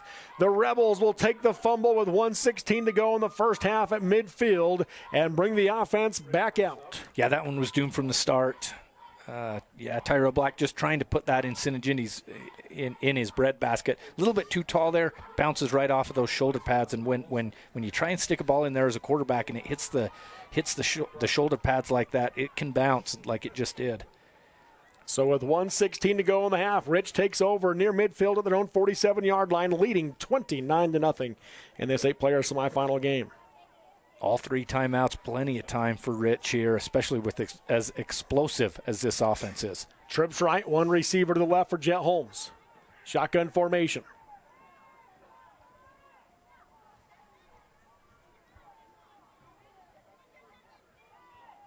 Holmes drops back to pass, looking across the middle, throws underneath to Grohl, makes the catch, gets wrapped up by Lansing, and he eventually will be brought down inside the 45-yard line to the 44. Gain of 9. Yeah, just short of the first down stick, so the clock is going to keep running under a minute here, so Rich will go quick. Trips left, 1 receiver to the right. Holmes again in the gun. Takes the snap, drops the pass. Heavy pressure off the edges, gets hit as he throws, has Grohl wide open. 15, 10, 5, touchdown Rebels. Holmes for the third time connects with Grohl, and it makes it a 35-0 lead. Yeah, Jet Holmes, he's been involved in every single touchdown. 2 rushing, 2 passing, now 3 passing, excuse me. Yeah, 2 rushing, 3 passing on this game. Kid is an MVP type player, isn't he? 44-yard touchdown pass there to Grohl. Grohl now has 75 receiving yards and 2 touchdowns. They're going to give him a breather after that play. They run on Grant Haddock. Fonsbeck set to kick it through. Now what that does, and you may wonder why they were trying to go add more points right here before halftime up like that, but now this starts the second half if they're able to hold Whitehorse for the final 40 seconds with the running clock, as the extra point is up and good. So with 40 seconds to go in the first half, it is Rich 36, Whitehorse 0 on Centracom Team Hive and KSL Sports. At UCCU, we'll provide you with a low-rate line of credit that makes it easy to access the equity in your home with no fees or closing costs. Simply complete an application on your phone or computer and select the low-rate option you prefer. And then sit back and enjoy the peace of mind that comes from knowing you have a low-rate line of credit. Ready for whatever life throws at you. To learn more or start your application, visit uccu.com or stop by any branch. Let's head back to the field for high school sports action on the Mid-Utah Radio Sports Network and Centracom Team Hive. And we're back here at SUU's Eccles Coliseum. 36-0. Rich leads Whitehorse with 40 seconds to go in the first half of this 8-player semifinal football game. Fonsbeck set to kick it away. Black and Ed City back to receive for the Raiders. Here's the approach from Fonsbeck. Kick is up, and that one's going to be taken by Ed City at the 2-yard line. Out across the 5 to the 10, make it 15. Tries to bounce outside, cuts back in, makes a spin move, and is brought down right there by Nash Perry at the 18-yard line. It's a pretty nice move there. Good tackle out there by Nash Perry. 30 points for Rich here in the second quarter. 6-0 at the end of the first quarter. It was a game, and now, Rich has done what Rich has done for the last few years. So they'll start at their own 18. They won it last year. Rich won it last year. Last two. Last two. Okay, that's what I was just going to ask you. They won the last 2 or just last year? I should have looked it up, but that's why I got Robert Lovell here. Well, now you're making me question it. We'll have to go double check. But first and 10 of the 18 here for the Raiders. We'll see what they try to do here with 40 seconds to go, 32 seconds to go. Going to send Sinigini in motion. Takes a snap. Heavy pressure. Steps up. Has room. Does Black. Bounces to the outside to the 35, 40. Nicodemus giving chase and will force him out of bounds across midfield right at the 50-yard line is where he'll go out. Good to see Tristan back into the game and a great little play fake there. I think that was a design pass, and he just took that himself. Watched the play break down, took it down the sideline, see his athleticism there. So a 32-yard gain right to midfield, and he goes out of bounds to stop the clock with 24 seconds left. You wonder what you want to do here. You don't want to risk giving Rich another touchdown, another chance to score, and they end up getting a big play. And now if you're Whitehorse, you're trying to figure out, without timeouts left, how can you try to get on the board here before the Jones and DeMille Engineering halftime show. Good way to start it right there. 30-plus yard run by Tristan Black. Lansing to the left. They're going to snap it early. He was still moving, and so this is going to be pulled back after Lance Sinigini ran it across the 45 down to the 44-yard line. But they didn't wait for Lansing to go get set. He was still making his way out wide left.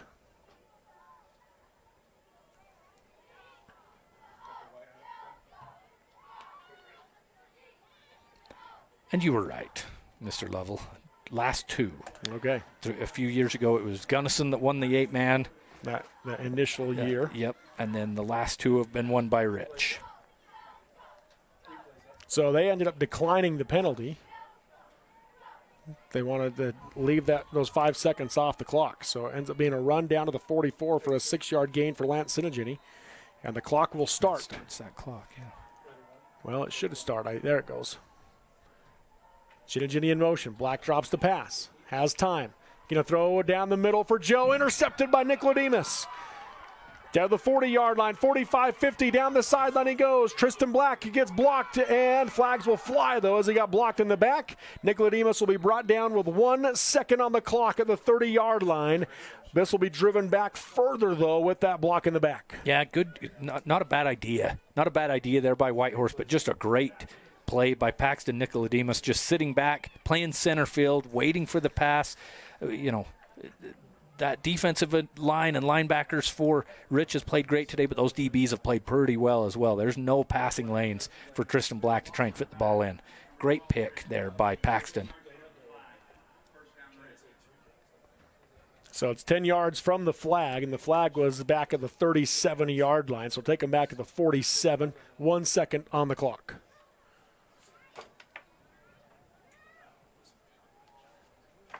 If I'm Rich, I'm taking a shot. Especially if Whitehorse is only going to play with 5 defenders. Oh, yeah, they might need to fix that. Huh? We got 5-man football here in Utah now. They've brought 2 more on. They still need 1 more. Of course, it would, at least that would help if they do. They bring it out. But Holmes is just going to take a knee here, though. Yeah, somebody's got to get out there. And Holmes will take the knee to end the first half. So through 2 quarters of play in this first 8-player semifinal game, it's the top-seeded Rich Rebels 36, number 4 Whitehorse 0. We've got your Jones and DeMille Engineering halftime show coming up next on Centricom, Team Hive, and KSL Sports. This school year will be different. This year, I'll do my assignments on time. I will listen to my teacher. I solemnly swear. I won't eat any glue. I'll do my homework every night. Every night. Research? No problem. School? I got this. This year will be different. Visit Centricom.com to power your education with the best internet experience. Everyone succeeds with School to the Power of Centricom. Bucket list hikes, local races, challenging adventures, that one goal that means so much to you. Salt Lake Running Company has the gear and expert advice you need to start and finish strong. You'll be crushing that goal before you know it. With our trained and knowledgeable staff, an award-winning custom shoe fit process, and the head-to-toe products you need, SLRC will gear you up for your goal. Shop in-store at any of our locations along the Wasatch Front or shop online at slrc.com. So you're all moved in. How's your new roomie? Oh, she's cool. She's also a biology major. Oh, that's great. You guys can help each other stay on top of homework. I just hope the classes aren't hard. I'm kind of scared based on what I've heard. You'll do great, I'm sure. We're proud of you. Aww. You ready to go? Who's that? Gotta go, Mom. Have a dorm meeting in 2 minutes. Love you. Hello? Hello? Who was that? Centricom Fiber, because you don't just need internet, you need good internet. Everyone knows that having a good credit history makes it easier to save money and get approved for the things in life you need, like credit cards, auto loans, home loans, and a lot more. But here's the problem. Building your credit history takes time. That's why UCCU created Credit Builder, an innovative loan program designed to help you build your credit history and raise your credit score. Visit uccu.com to start building or rebuilding your credit today. UCCU. Love where you bank. My parents know nothing about gaming. I told them we needed Centricom Fiber because it's by far the fastest and most reliable internet speeds. Hey bud, dinner's ready. Time to turn off the game box. Alright, this round's almost over. These days, kids do a lot of their homework online. They talk to their teachers, they receive assignments, and they do research, all from our kitchen table. That's why I chose Centricom Fiber Internet. They have the fastest and most reliable connection, so my kids can stay on top of their schoolwork. At UCCU, we'll provide you with a low-rate line of credit that makes it easy to access the equity in your home with no fees or closing costs. Simply complete an application on your phone or computer and select the low-rate option you prefer. And then sit back and enjoy the peace of mind that comes from knowing you have a low-rate line of credit. Ready for whatever life throws at you. To learn more or start your application, visit uccu.com or stop by any branch. Let's head back to the field for high school sports action on the Mid-Utah Radio Sports Network and Centricom Team Hive. Welcome back here to Southern Utah University's Eccles Coliseum. Robert Lovell with you alongside Greg Sterner on Centracom, Team Hive, and KSL Sports at the 8-player semifinal football game, the first semifinal in the 8-man classification, and it is a 36-0 halftime lead for the heavily favored Rich Rebels, and, well, the heavily favored team is getting the job done here in the first half, Greg. Yeah, that first quarter was fun. You had Whitehorse on their third possession. They had a big kick return all the way down to the 22, and then a penalty put it down near the 11-yard line. It was 6-0 at that point for Rich. Rich was able to hold Whitehorse out that time from just 11 yards out, didn't give up any points, and from then it's just been Rich. I mean, Rich just turned on the afterburners after that. Every score by them, 30 points in the second quarter, 36-0. I'll have a running clock here in the second half. Boy, that Rich team's an athletic, good, excellent coach team. Yeah, it's a good team, that's for sure, are the Rich Rebels. And Whitehorse, like you said, that first quarter, they were right in it. They had the best offensive drives, with the exception of a big play by Rich. Whitehorse's offense looked better in that first quarter. And but the Rebels eventually got settled in, and they have owned the game since that time. Yeah. As they have the 36-0 lead. Yeah, Tristan Black and Hunter Sidney Ginny had a good first quarter. You're watching this return right now by Elam at City that took it all the way down for Whitehorse, like you mentioned. But no, Jet Holmes has done what Jet Holmes has done all year. Just efficient quarterback, excellent running the ball. You know, this small town football, your quarterback's going to be a quasi running back as well. Run the ball a lot out of Wildcat type formations, and 2 rushing touchdowns for Jet Holmes for the Rebels, 3 passing touchdowns, 2 of those to Faunusbeck. Grohl, 2 to Carter Grohl. 2 to Grohl. Yeah, the other one to Faunusbeck. That's right.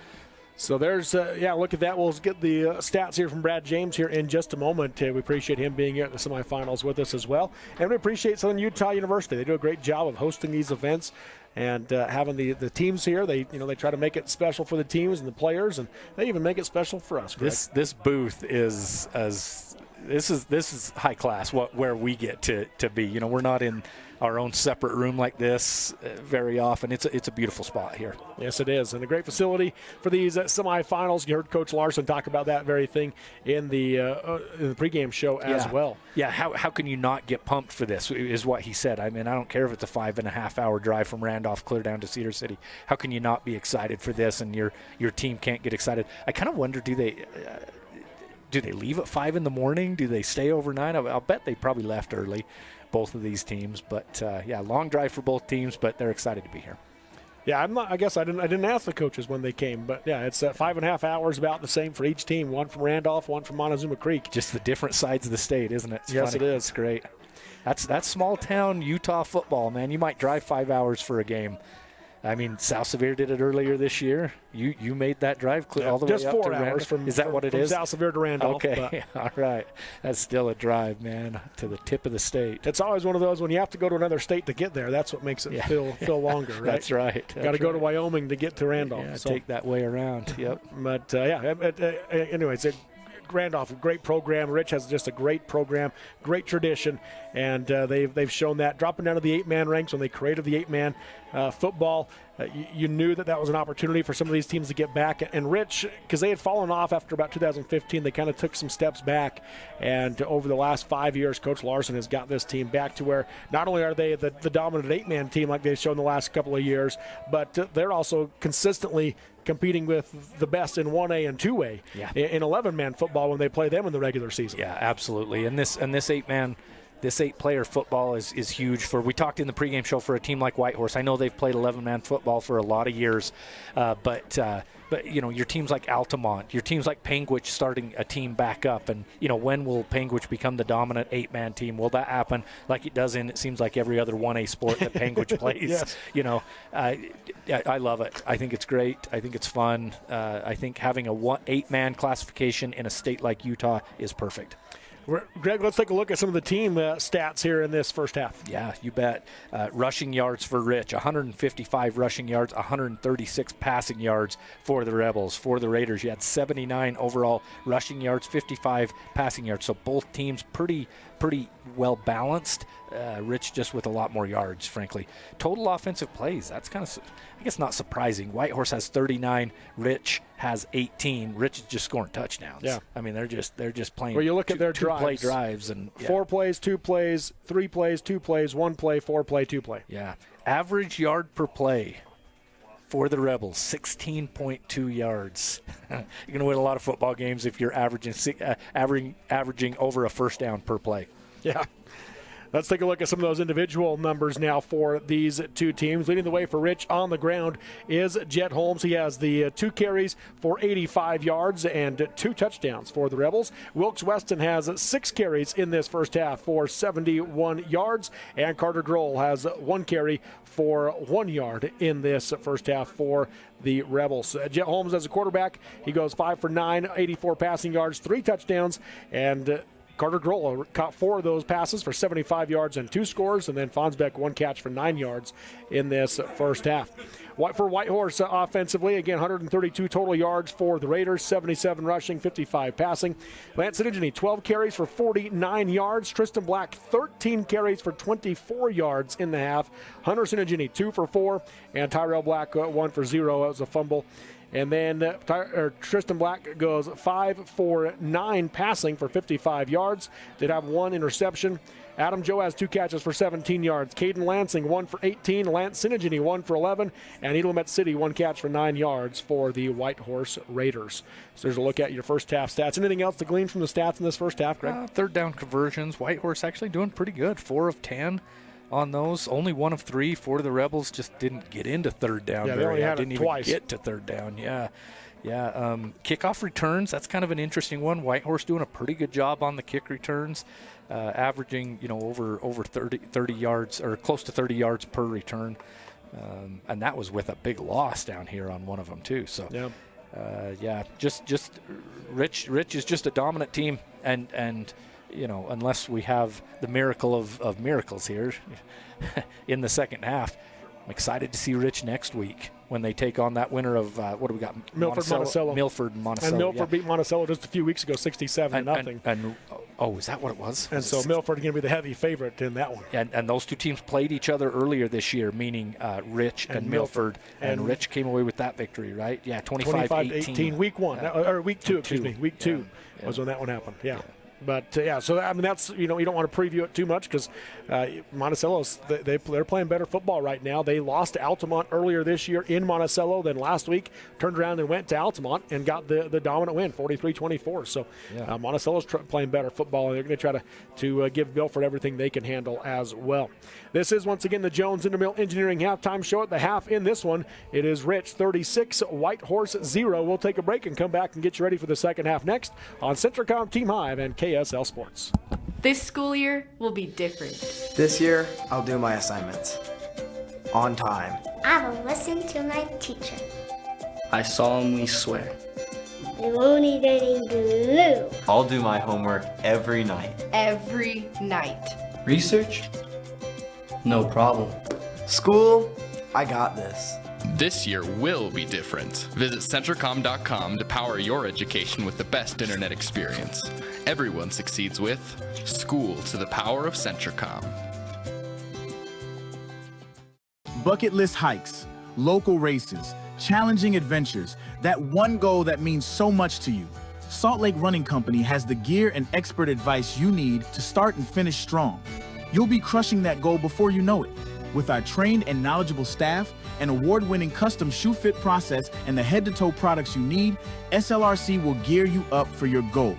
Shop in-store at any of our locations along the Wasatch Front or shop online at slrc.com. So you're all moved in. How's your new roomie? Oh, she's cool. She's also a biology major. Oh, that's great. You guys can help each other stay on top of homework. I just hope the classes aren't hard. I'm kind of scared based on what I've heard. You'll do great, I'm sure. We're proud of you. Aww. You ready to go? Who's that? Gotta go, Mom. Have a dorm meeting in 2 minutes. Love you. Hello? Hello? Who was that? Centricom Fiber, because you don't just need internet, you need good internet. Everyone knows that having a good credit history makes it easier to save money and get approved for the things in life you need, like credit cards, auto loans, home loans, and a lot more. But here's the problem. Building your credit history takes time. That's why UCCU created Credit Builder, an innovative loan program designed to help you build your credit history and raise your credit score. Visit uccu.com to start building or rebuilding your credit today. UCCU. Love where you bank. My parents know nothing about gaming. I told them we needed Centricom Fiber because it's by far the fastest and most reliable internet speeds. Hey bud, dinner's ready. Time to turn off the game box. Alright, this round's almost over. These days, kids do a lot of their homework online. They talk to their teachers, they receive assignments, and they do research, all from our kitchen table. That's why I chose Centricom Fiber Internet. They have the fastest and most reliable connection, so my kids can stay on top of their schoolwork. Bucket list hikes, local races, challenging adventures, that one goal that means so much to you. Salt Lake Running Company has the gear and expert advice you need to start and finish strong. You'll be crushing that goal before you know it. With our trained and knowledgeable staff, an award-winning custom shoe fit process, and the head-to-toe products you need, SLRC will gear you up for your goal. Shop in-store at any of our locations along the Wasatch Front or shop online at slrc.com. Hi, I'm Barrett Hilton with TeamHive.live, where we've created a locally run video streaming platform for Utah schools. On our website, you're not going to wade through a bunch of unrelated content. You bring up TeamHive.live and you're just going to find a lot of high school sports and events. We've created tools that make it super easy for you to create events and stream to our site. And if you ever need help with anything, you can give me a call. So I want to invite your school to join the team. If you're a Utah high school, you can stream live on TeamHive. That's TeamHive.live, powered by Centricom. At UCCU, we'll provide you with a low-rate line of credit that makes it easy to access the equity in your home with no fees or closing costs. Simply complete an application on your phone or computer and select the low-rate option you prefer. And then sit back and enjoy the peace of mind that comes from knowing you have a low-rate line of credit. Ready for whatever life throws at you. To learn more or start your application, visit uccu.com or stop by any branch. Let's head back to the field for high school sports action on the Mid-Utah Radio Sports Network and Centricom Team Hive. Welcome back here to Southern Utah University's Eccles Coliseum as we get ready for second half action in this 8-player semifinal football game between the number 1 Rich Rebels and the number 4 Whitehorse Raiders. We will start the second half with the running clock as Rich leads at 36-0. That mercy rule going into effect at the 35-point mark. And getting a look at Dylan Fonsbeck out there, he's kicking 33-yard field goals right now. Yeah. And so you don't see, you don't see a lot of 8-man or 1A and 2A teams even have kickers that can go that deep. But in 8-man football, the Rebels got it taken care of with Dylan Fonsbeck. We'll see if they have a chance to maybe work on that here in this second half. Yeah. I mean, have to stay out of the end zone for that to happen. and they haven't stayed out of the end zone these last, 1, 2, 3, 4, 5 possessions, I think. Well, 4 straight possessions. They did have the punt and then the other touchdown. So, there you the go. Safety as well. Yeah, that punt right there. Yeah. And then the end of the half, just with one play to kneel down. But yeah, Yes. Rich is showing what they've got. Definitely one of the favorites to win the 8-player championship again this year. Yeah, we've kind of talked about it all year. There's tier 1 and 8-man, and that's for the most part you've looked at it and said that's Rich and Milford, right? I mean that's tier 1, and then you've got that tier 2, which includes Whitehorse and Monticello and the Altamontes and some of those other teams that have battled and are here. 2 of those teams are here with Monticello and Whitehorse. But when you look at what Rich and Milford has done this year, it's been pretty impressive. Yeah, when we do our broadcaster rankings, we do our Mid-Utah Radio broadcaster rankings. And the bottom, after the first 2, it was tough pretty much every week because St. Joseph's would beat Altamont, and I don't know. I'm just saying, Altamont would beat Whitehorse, and Whitehorse would beat St. Joseph's or whatever. They were kind of beating up on each other, that second tier that you're talking about. So it was always tough to try and rank those teams after the top 2. And Utah Military Academy, Hillfield, and Camp Williams. Well, I feel like Camp Williams started strong, and then Hillfield ended up finishing stronger and made some noise down there at the stretch. That's who Whitehorse had to beat last week to get here today, and they got the job done at home last week. Well, as we get ready for the second half, Whitehorse will receive to begin the second half. Dylan Fonsbeck will get set to kick it away. And just of note, Whitehorse received in the first half as well. So Rich has elected to kick off in the second half. Interesting. Yeah, Coach Larson. I'm a big fan of Coach Larson. Really like how he coaches his team, what he does. And, choosing to kick off here. Give Whitehorse that extra possession. Fonsbeck set to kick it away. Kick is up, and that one is going to be caught by Ed City right at the goal line, out across the 5 to the 10, gets a block to the 15, and gets brought down to the 19-yard line by Nash Perry, and that's where Whitehorse will start their next drive. There's been multiple kickoffs that Et City could have let go into the end zone and just take it at the 20 and don't take a hit or whatever. Man, that kid wants to play football. I like that. There's been multiple times he's taken that right at the goal line and wants to make something happen for his team. When you're down big like this, and I'm not saying Whitehorse is going to quit by any means, but you want to see a team just keep fighting. And I like to see that out of Et City on that return there. You're a team that's made it to the semifinals. You've made your town proud. Go out there in this second half, try and make some things happen. They will put the ball on the 20-yard line, hand off to Hunterson and Ginny. Follows the block, cuts back up the middle, and gets brought down after a short gain to the 23-yard line for a run of 3. And Rich is a team that has enough that can bring in some subs, that can get some younger guys. A lot of these 8-player teams, if you're up by 40, there's not a lot of subs. You're still going to have your ones out there, but it'll be interesting to see how long Coach Larson keeps the ones out there. Yeah, and I'm sure that he'll start subbing here early in the second half. Yep. Going to change things offensively is the Whitehorse Raiders. Coach Woodhouse, the offensive coordinator. Rich showing pressure off the right edge. Synergy in motion. Pressure comes. They throw out to Ed City, and that's going to be off his hands, incomplete.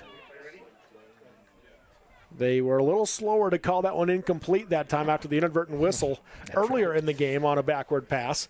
And this time they do eventually blow it and get the incomplete pass. That makes it now 3rd and 7 for the Raiders. They're on 23-yard line. Again, it is a running clock, so the clock continuing to wind despite the incompletion. Black takes the snap, drops the pass, pressure coming, throws across the middle. That's going to be caught by Joe, and he'll be wrapped up and brought down after a gain of 3, maybe 4 yards to the 27-yard line. You see that two-man pressure from Rich. No blitzes. We saw a lot of those blitzes coming from the linebackers for Rich in the first half. In this second half, I think you'll see just kind of trying to keep Tristan Black wrangled. You're going to have 2 defensive ends just coming around the outside, trying to make him go up the middle, not get anything around the outside. 4th and 3. Caden Lansing does come on to kick it away for the Raiders, and Nicolademus drops back to receive it. And looking at the sideline, the special team coach saying just fair catch it right here. Lansing takes the snap. High short kick away. And that's going to be caught at the 47-yard line of the fair catch. And that's where Rich will take over with the 36-0 lead and 9:45 to go here in the third quarter. And usually with these running clocks that I've seen, most teams, they'll keep going at least halfway or so through the third quarter. Yeah. And you got things you want to work on, and I get it. It's I don't want to say out of hand, but it's pretty close to out of hand here. But you still have things that your offense wants to work on. You want to get ready for that game next week. Call comes in from the sideline. 47-yard line is where the Rebels start this drive. They will go Aiden Weston wide left, 2 receivers to the right. Shotgun formation for Wilkes Weston. So it's going to be the Wildcat formation here for Wilkes. Takes the snap. He's going to pass it out to Holmes. Holmes makes the catch, and he'll be brought down after a gain of about 2 yards, maybe make it 3 to the 50-yard line. What doesn't Jet Holmes do? He's thrown for touchdowns, ran for touchdowns. That's with an S on the end. That's plural on both of those, folks. Is he going to catch one? Let's see if Coach Larson lets him stay in long enough to catch a touchdown catch. That's right. They are going to leave him out as a receiver, and Wilkes Weston at that quarterback position. So 2 receivers right, Nicolademus and Holmes. Aiden Weston wide left. Wilkes Weston in the gun, takes a snap. He does drop back to pass. Quarterback keeper makes a man miss, got a good block. Then he'll be brought down by Hunter Sinigini after a gain of 2 to the 48-yard line. Good job by Hunter there in the linebacker position for Whitehorse to step up, make the open field tackle there on a great runner for the Rebels. So 3rd down and 5 now for Rich. So they bring Grant Haddock in with the play. Might have had some room if he would have went off that left side. But a good job by Hunter Sinigini to break that one down. Haddock is wide right. 3 receivers bunched left for Weston. Wilkes takes the snap. He is going to roll to his left. Has plenty of room. Throws downfield. Has Holmes. Makes the catch. 15, a 10, 5. Touchdown, Rich. Greg, as you call it, Holmes does it. That's right. I'll take credit for that one. I predicted that one. It was Jet Holmes going to stay in long enough to be able to have a touchdown reception as well. So what do we got? 3 touchdown passes, 2 touchdowns on the ground, and now 1 through the air. Correct. Receiving for Jet Holmes. Every touchdown he's responsible for somehow. So Fonsbeck will come on for the extra point. 42-0 now. Rich with the lead over Whitehorse. 8:01 to go here in the 3rd quarter. And once again, it's a 3-play drive. Snap is good. Hold is down. The kick is up, and it is good. So with 8:01 to go in the 3rd quarter, this 8-player semifinal football game, it is Rich 43, Whitehorse 0 on Centricom Team Hive and KSL Sports. This school year will be different. This year, I'll do my assignments. On time. I will listen to my teacher. I solemnly swear. I won't eat any glue. I'll do my homework every night. Every night. Research? No problem. School, I got this. This year will be different. Visit Centricom.com to power your education with the best internet experience. Everyone succeeds with School to the Power of Centricom. Live high school sports action on Centricom Team Hive and the Mid-Utah Radio Sports Network. Welcome back here to Eccles Coliseum on the campus of Southern Utah University. Dylan Fonsbeck set to kick it away. And the kick is up. Back to receive is Tristan Black. He'll take it at the 5-yard line. Across the 10 to the 15. Tries to make a man miss. Bounces outside of the 20-yard line to the 25. And he'll be forced out of bounds across the 30-yard line for a nice return. And that's where Whitehorse will start their next drive with 7:47 to go here in the 3rd quarter. Yeah, again, you saw Tristan Black. Again, just that sideline defender on a kickoff. Last time it was Whitehorse. This time it was Rich. Just comes to the inside. You don't let that return man get to the sideline, and he does, and has a nice return out there. They'll spot it at the 32-yard line is where the Raiders will start this drive. Athletic play afterwards, as you see on the replay, to lead the bench. I love it. Wondering if Tristan Black plays basketball. I'm betting he does. He's a good one. Yeah. Lansing goes wide right here for the Raiders. They've got the Sinigini's to either side of Black in the backfield. Going to move both of them up to be wingbacks, and Whitehorse not liking what they're seeing. They're going to call timeout. So a timeout called with 7:19 to go in the 3rd quarter of this 8-player semifinal. Rich 43, Whitehorse 0 on Centricom Team Hive and KSL Sports. Bucket list hikes, local races, challenging adventures, that one goal that means so much to you. Salt Lake Running Company has the gear and expert advice you need to start and finish strong. You'll be crushing that goal before you know it. With our trained and knowledgeable staff, an award-winning custom shoe fit process, and the head-to-toe products you need, SLRC will gear you up for your goal. Shop in-store at any of our locations along the Wasatch Front or shop online at slrc.com. Let's head back to the field for high school sports action on the Mid-Utah Radio Sports Network and Centricom Team Hive. 1st and 10 for the Whitehorse Raiders at their own 32-yard line as we come out of that timeout with 7:19 to go here in the 3rd quarter. So Lansing is still wide right, and Rich hasn't picked him up. I'm not sure if they realize he's there, and now they're trying to direct traffic, and he's trying to say, give me the ball. They do get it out there to him on just a quick pass, and he's going to pick up nearly a 1st down, a 9-yard gain to the 41. Yeah, good job by him to not do too much to let the other team recognize he's out there. Just tapping on his helmet, and a good job by Tristan Black to recognize that he had a wide receiver uncovered out there. So 2nd down and 1. You see some starters come back in for Rich after that. That's funny. Takes the snap. Fakes the handoff, rolls the other way, does Black, got a big block, throws downfield, looking for Lansing. It'll be incomplete and make it 3rd and short. Might have had some room out there on the outside by Mr. Black as he rolls to the outside there. Comes around this side. Might have had some room right out here. Yeah, definitely had room to at least pick up the first down, but on 2nd and short, decided it was worth just going for it. Yeah. Couple of defenders out there running with the receiver. So 3rd and a yard. Lansing splits wide left. Black takes the snap. Drops the pass, looking for Joe. Has him, makes the catch for a first down. Makes a man miss to the 50-yard line, down the sideline to the 40. And Haddock will force him out of bounds inside, right at the 35-yard line for a first down for the Raiders. Not able to make that open field tackle were the Rebels, and good job there by Adam Joe.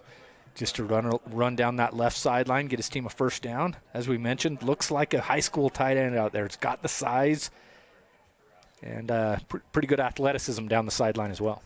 So 1st and 10 at the 35-yard line now for the Raiders in rich territory. And like you've talked about, the Rebels have definitely subbed quite a few guys in now. Yeah.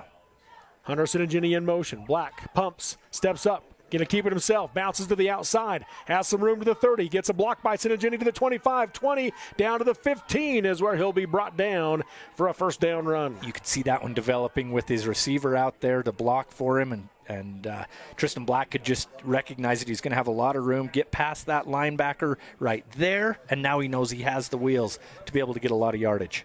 21-yard gain to the 14-yard line. 1st and 10, Whitehorse. Lansing splits wide left again. Sinagini to either side of Black in the backfield. Takes the snap. Fakes the handoff. Keeps it himself. Bounces to the outside again. Trying to beat the man to the edge. A stiff arm to stay on his feet to the 10. And he'll be brought down there. A gain of 4.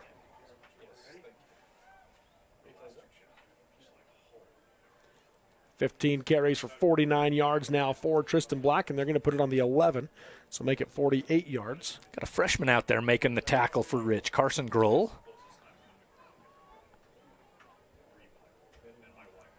Pretty cool to be a freshman playing on a neutral field like this. Black steps up, throws underneath to Joe, makes the catch in traffic, gets inside the 5 to the 3 for a first down. Good passing play there by Tristan Black, just to recognize he's got his big tight end there just posting up like in basketball, keeping the defender behind him, put it on the numbers, get a first down. I have that unofficially putting Tristan Black at exactly 100 passing yards on the game. All right. So he is 9 for 14. First and goal from the 3. Black in the gun. Empty backfield here with the Sinaginis both set as wings. Takes a snap. Going to give to Lance Sinagini into the end zone. Touchdown, Whitehorse. The Raiders are on the board. Good play there. No, you see those two defensive ends. You got the second level lined up at in the end zone, basically. So you just got to basically get one block and allow your excellent running back to get into the end zone. Kind of just fall forward. Good play call, good play design there by Whitehorse. They will go for 2 here with Black. Takes the snap. The give to Sinagini again. Lowers the shoulder and powers into the end zone for 2.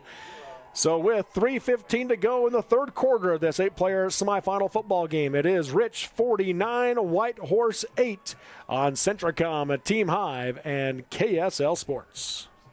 So you're all moved in. How's your new roomie? Oh, she's cool. She's also a biology major. Oh, that's great. You guys can help each other stay on top of homework. I just hope the classes aren't hard. I'm kind of scared based on what I've heard. You'll do great, I'm sure. We're proud of you. Aww. You ready to go? Who's that? Gotta go, Mom. Have a dorm meeting in 2 minutes. Love you. Hello? Hello? Who was that? Centricom Fiber, because you don't just need internet, you need good internet. Live high school sports action on Centricom, Team Hive, and the Mid-Utah Radio Sports Network. Welcome back here to SUU, and excuse me, it is a 43-8 game, so 43 is the score for the Rebels. That touchdown initially got put up on Rich instead of Whitehorse, and so threw things off a little bit there. But 43-8, your score. Rich leads Whitehorse as the Raiders get in the end zone for the first time. Yeah, good for them. Good drive there, 68-yard drive all the way down the field. That wasn't just a fluke, 1 or 2 play there. That was just a good workmanlike drive for the Raiders. Now they are set to kick it away with Caden Lansing. Short kick. It'll be bobbled at the 22 and picked up at the 20-yard line. Took a look downfield to see what he had, and will get out across the 30 to the 31 or 32. That's Braden Stokes, the sophomore that returned it for the Rebels. And how many times do you say the first kickoff of the game by a team with 2 minutes left in the third quarter? Yeah. Not very often. Pretty much almost never.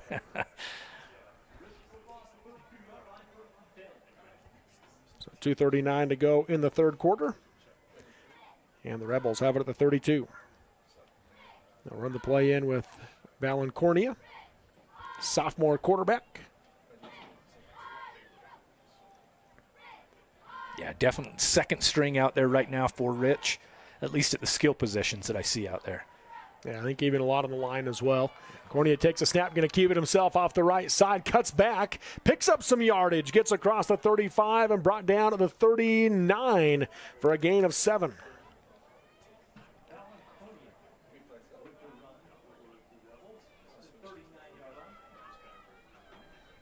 That'll make it second down and 3 from the 39.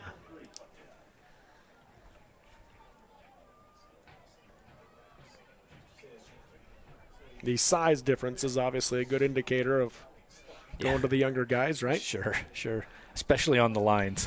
Yeah. Second down and 3. Cornea takes a snap. Quarterback keeper again off the left side, and he'll be brought down after a short gain to the 40, so a gain of a yard on that one. Saw an offensive lineman there for Rich get rolled up a little bit. Man, as you watch this replay, he hops up quick, so nothing doing there. That was it 68, 58? Damon Wasden is a freshman. 68 is a sophomore, Ian Adams. Adam Joe limps off the field for Whitehorse. He's had a big game. He's a good player for them, both ways. Yep, and of course he's just a junior. He'll be back next year for the Raiders. Whitehorse showing pressure, and it's going to be a offsides. Good discipline there by Rich to go on the hard count. Excuse me. Good. Yeah, now they turn it around. Oh, okay. I was going to say not good discipline. I just congratulated you guys. Come on, you're killing me. But no, good discipline by Rich. Go on that hard count, move the sticks. 9 penalties for 52 yards now for the Raiders. First down for Rich at their own 45-yard line. Clock winding down to 45 seconds in the third quarter. Cornea under center. Takes the snap. Rides the handoff, and he's going to end up keeping it himself on the RPO out to the 47-yard line for a gain of 2. Yeah, I thought he had handed that off, and I thought Whitehorse has stopped the running back in the backfield, but keeps it himself. Now they had Wyatt O'Mealy in the backfield. That's who he rode the handoff with. And yeah, he rode that, didn't he? Pretty good pull by Cornea there because, as you said, they stopped O'Mealy. I mean, he was stopped in his tracks and pulled it to gain a couple of yards. Did Valen Cornea. We'll see if they even snap another one here. Under 10 seconds left. They don't need to. Cornea under center does take the snap. Quarterback sneak up the middle. He's going to gain 2 to the 49, and that will be how the third quarter comes to an end. So through 3 quarters of play in this 8-player semifinal football game, it is number 1 Rich 43, number 4 Whitehorse 8 on Centracom, Team Hive, and KSL Sports. Everyone knows that having a good credit history makes it easier to save money and get approved for the things in life you need, like credit cards, auto loans, home loans, and a lot more. But here's the problem. Building your credit history takes time.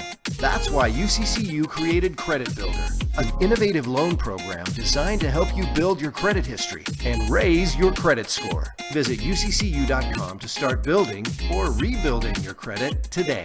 UCCU. Love where you bank. My parents know nothing about gaming.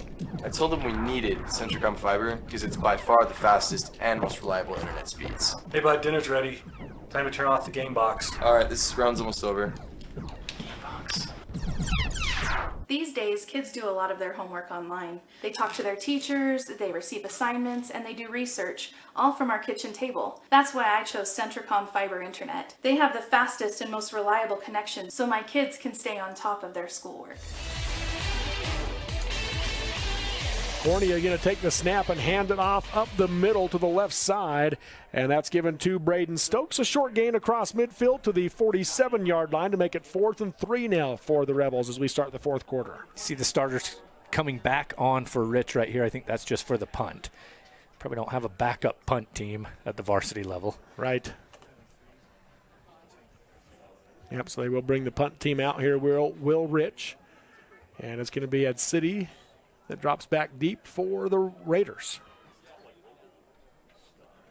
A little bit of a high snap. Fonsbeck comes down to it, kicks it away. End over end kick, takes a bounce off of Ed City's hands. Grohl knocks it to the ground and covers it up at the 5-yard line.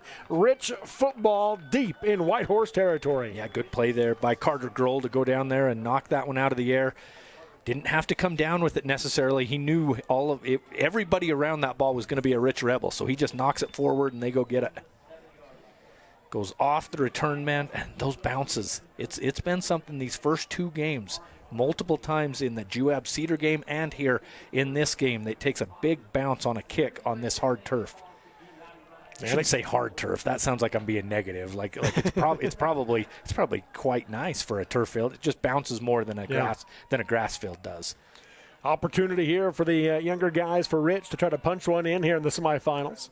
Starting at the Whitehorse 7-yard line. Corney will be in the gun. Trips left, one to the right. Drops back to pass. Going to throw to the left side. Has a man, and it's going to be incomplete. A little bit underthrown. I believe that is now at quarterback Brady Cornea, the freshman. All right. Like I say, getting a freshman getting into a neutral site game at the big stadium down here at Cedar City, that's kind of cool. They do have Valen Cornea now running back into the game here for the Rebels. You got one chance, freshman. You got one chance, Brady. If you screw it up, you're out.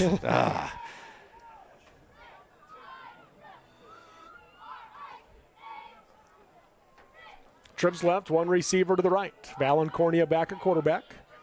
Takes a snap, drops to pass, going to throw for the end zone. That's going to be off the hand of Stokes, incomplete. And Brady didn't come out. So no, he stayed wide left. I was hard on him there, but yeah, he went out as a receiver there. So that makes it 3rd and goal from the 7-yard line now for the Rebels. So each Cornea has now thrown a pass.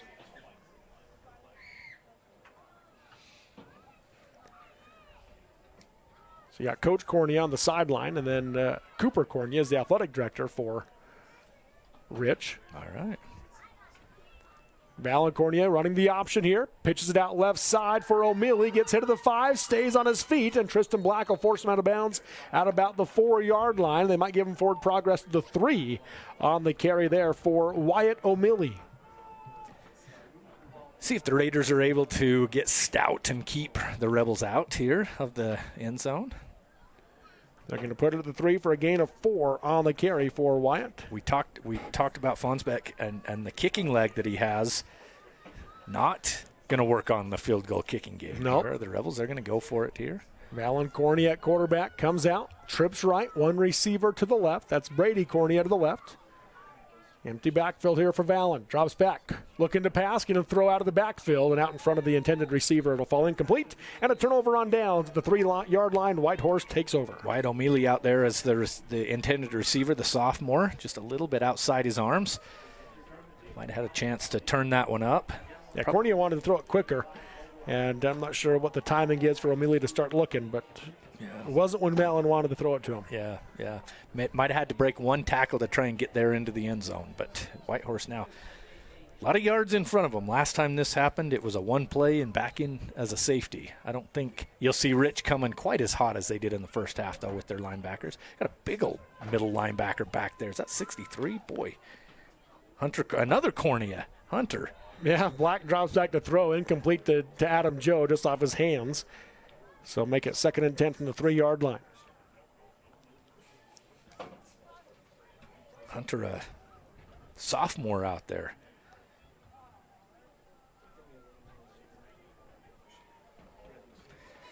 Good to see Adam Joe get back into the game. He went off a little bit hobbled on that last possession, but he's had a good game. And as you mentioned, just a junior. He'll be back next year for the Raiders. Black in the gun. Sinigini goes in motion, drops the pass, looking to his left. Pressure coming, steps up to avoid it.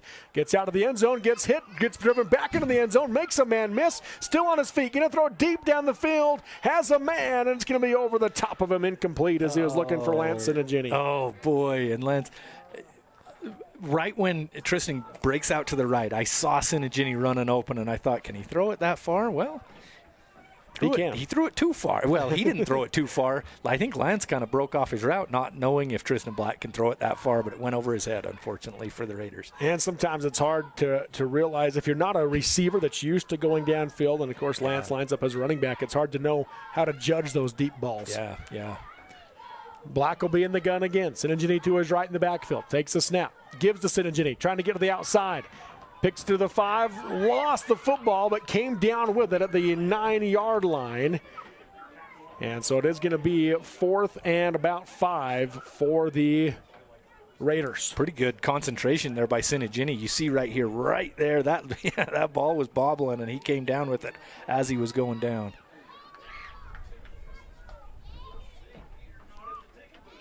So it will be a 6-yard gain, so 4th and 4. You have a trainer out looking at Sinigini. I think either something with his foot or a cramp or something, or maybe his cleat broke. Yeah. Wow. So 4th and 4, they're going to go for it. Here are the Raiders at their own 9-yard line with 6:29 to go in the game. Black takes a snap, keeps it himself, going to throw for Ed City, and it'll be incomplete as he was getting hit as he threw it, and a turnover on downs by the Raiders. Well, maybe wondered if the Raiders could put some yardage in the stat book there. But the backups for the Rebels, second team for the Rebels, does a good job to stay stout and give the ball back to their offense inside the 10-yard line. Yeah, the Whitehorse 9 is where Valen Cornea will start this next drive, the sophomore quarterback. Clock is winding, under 6 minutes to go in this first 8-player semifinal game. Nash Perry goes wide right. Brady Cornea to the left. O'Malley in the backfield to the left of Valen Cornea at quarterback. Takes a snap, running the option again, pitches it out to O'Malley, took a shot, and a great block, and O'Malley will walk into the end zone. Touchdown, Rebels. Great vision there by Cornea to pitch that one outside. Mealy finishes it off. Good blocking downfield as well by the wide receiver. Yeah, Brady Cornea was in position to make the block, did so, and made it easy for Wyatt O'Malley. 2 carries for 13 yards and a touchdown now for O'Malley, and it's the first touchdown of the day that doesn't have Jet Holmes involved. That's right. He's begging to go back into on the kick return or something to try and return a kick or a punt for a touchdown. Fawn's back on now for the extra point. Done it every other way offensively. And the extra point attempt is up, and it is good. So with 4:40 to go in the game, it is Rich 50, Whitehorse 8 in this 8-player semifinal football game on Centricom Team Hive and KSL Sports. Bucket list hikes, local races, challenging adventures, that one goal that means so much to you. Salt Lake Running Company has the gear and expert advice you need to start and finish strong. You'll be crushing that goal before you know it. With our trained and knowledgeable staff, an award-winning custom shoe fit process, and the head-to-toe products you need, SLRC will gear you up for your goal. Shop in-store at any of our locations along the Wasatch Front or shop online at slrc.com. Let's head back to the field for high school sports action on the Mid-Utah Radio Sports Network and Centricom Team Hive. We're back here at SUU's Eccles Coliseum, and I just got Greg just let me have it here in the break. I'm working on it. Good vision from Cornea, and I didn't pick up the pun. Greg nailed it, and I did not. Paused and looked for the reaction, and there was nothing. There was nothing. No. And really, it probably deserved nothing. Laser focused. So, yeah. You know. The Mr. Professional here. It's 50-8. You try and make it entertaining here. 4:36 to go in this 8-player semifinal game, and the kick is away by the backup kicker as well for the Rebels. Bounce to the 23, picked up at the 20, and Hunter Sinigini, he's going to lay a hit before he goes down. Making the tackle there was Jaden Bell, a senior for the Rebels, but he felt it. What number was that made the hit there? Was that? Well, Hunter Sinigini is who carried it. Yeah, Sinigini, yeah. 50, okay, 52, yeah. Right. Jaden Bell, just what you said, yeah. And Jaden, to his credit, number 1, he made the tackle. Number 2, he pops right up. 27-yard line is where Whitehorse starts this drive as the clock winds under 4 minutes to go in this semifinal football game. And the Raiders, a great season for Whitehorse. It will come to an end here today in the semifinals against the top-seeded Rich Rebels. This should be the type of season that people around the Whitehorse program should be really proud of. They should talk about that around town. Made it to the semifinals. Yep, they should be really proud of that. Try to build off of it. Absolutely. To have timeout called, so we will go ahead and step away with them. 3:35 to go in the game. 50-8. Rich leads Whitehorse on Centracom, Team Hive, and KSL Sports. Hi, I'm Barrett Hilton with TeamHive.live, where we've created a locally run video streaming platform for Utah schools. On our website, you're not going to wade through a bunch of unrelated content. You bring up TeamHive.live and you're just going to find a lot of high school sports and events. We've created tools that make it super easy for you to create events and stream to our site. And if you ever need help with anything, you can give me a call. So I want to invite your school to join the team. If you're a Utah high school, you can stream live on Team Hive. That's TeamHive.live, powered by Centracom. Live high school sports action on Centracom, Team Hive, and the Mid-Utah Radio Sports Network. Back here at SUU's Eccles Coliseum. And coming up next here at SUU, we will have the second 3A semifinal. Greg will still be on the call for that one, along with Tanner Wilkinson. Manti and Morgan, man, they've played some dandies the last few years. You're not kidding. I think it's going to be another exciting one today. Absolutely. Third straight semifinals between those two teams. Manti won 2 years ago. Last year, Morgan defeated the Templars on their way to a state championship. Heavyweight bout in that one for sure. And it's going to be Tyrell Black in at quarterback, and the handoff goes to the left side to Aiden Ham, his first carry of the game, and just got back to the line of scrimmage. So no gain for Ham. Yeah, that'll be a fun matchup here coming up next in that 3A semifinal. Yeah. And then I will finish the night with the other 8-player semifinal between Milford and Monticello before tomorrow's 1A and 2A semifinal games. Good couple of days here in Cedar City. Black takes the snap, hands it off to Caden Lansing, and Lansing kind of went down. I don't know if he slipped a little bit or kind of tripped on something, but went down a little early, but does take a shot as he goes to the ground. No gain again on the carry. Yeah, those two teams in this next game, Manti and Morgan, looking to take on the Cedar Reds next week at Zions Bank Stadium up in Harriman in that state final. Cedar did a good job against Juab today. What were they up, 23-0, I think, and Juab fought back. Made that one a game, but Cedar able to, in their hometown, move on to the finals. I'm trying to remember last time Cedar made a state final. Yeah, I'm going to have to look that up. Check it out. Black drops the pass. Pressure coming. Throws across the middle. It'll be incomplete. And good pressure by the Rebels. Cedar, the only undefeated team there in 3A. Yep.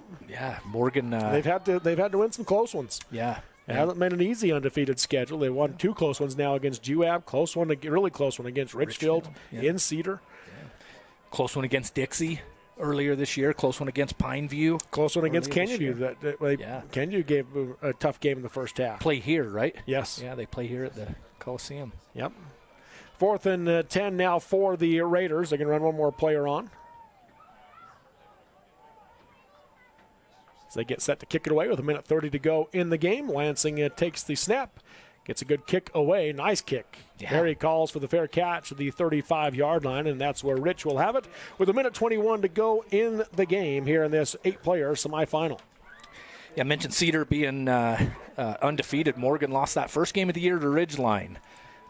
Number 1 4A team, the favorites in 4A, really. Mm-hmm. And it was a battle. It was a close game. Yeah. Cade Randall went out for Morgan for a few games after that, but they just kept on winning, beat some 4A teams, a Provo team that's really good at the 4A level. Beat Bountiful, last year's 5A state champion, so Morgan. Yeah, their non-region schedule is brutal. Oh, it's unlike any other team, I would say, in the state, period. Any classification. Nobody does that. They don't play another 3A team until they get to the region schedule. I think the last out-of-region 3A team they played was the year before they played in the semifinals against Manti. It was 42-0. They defeated Manti in 22. I think that's the last time they played an out-of-region 3A team. Wow.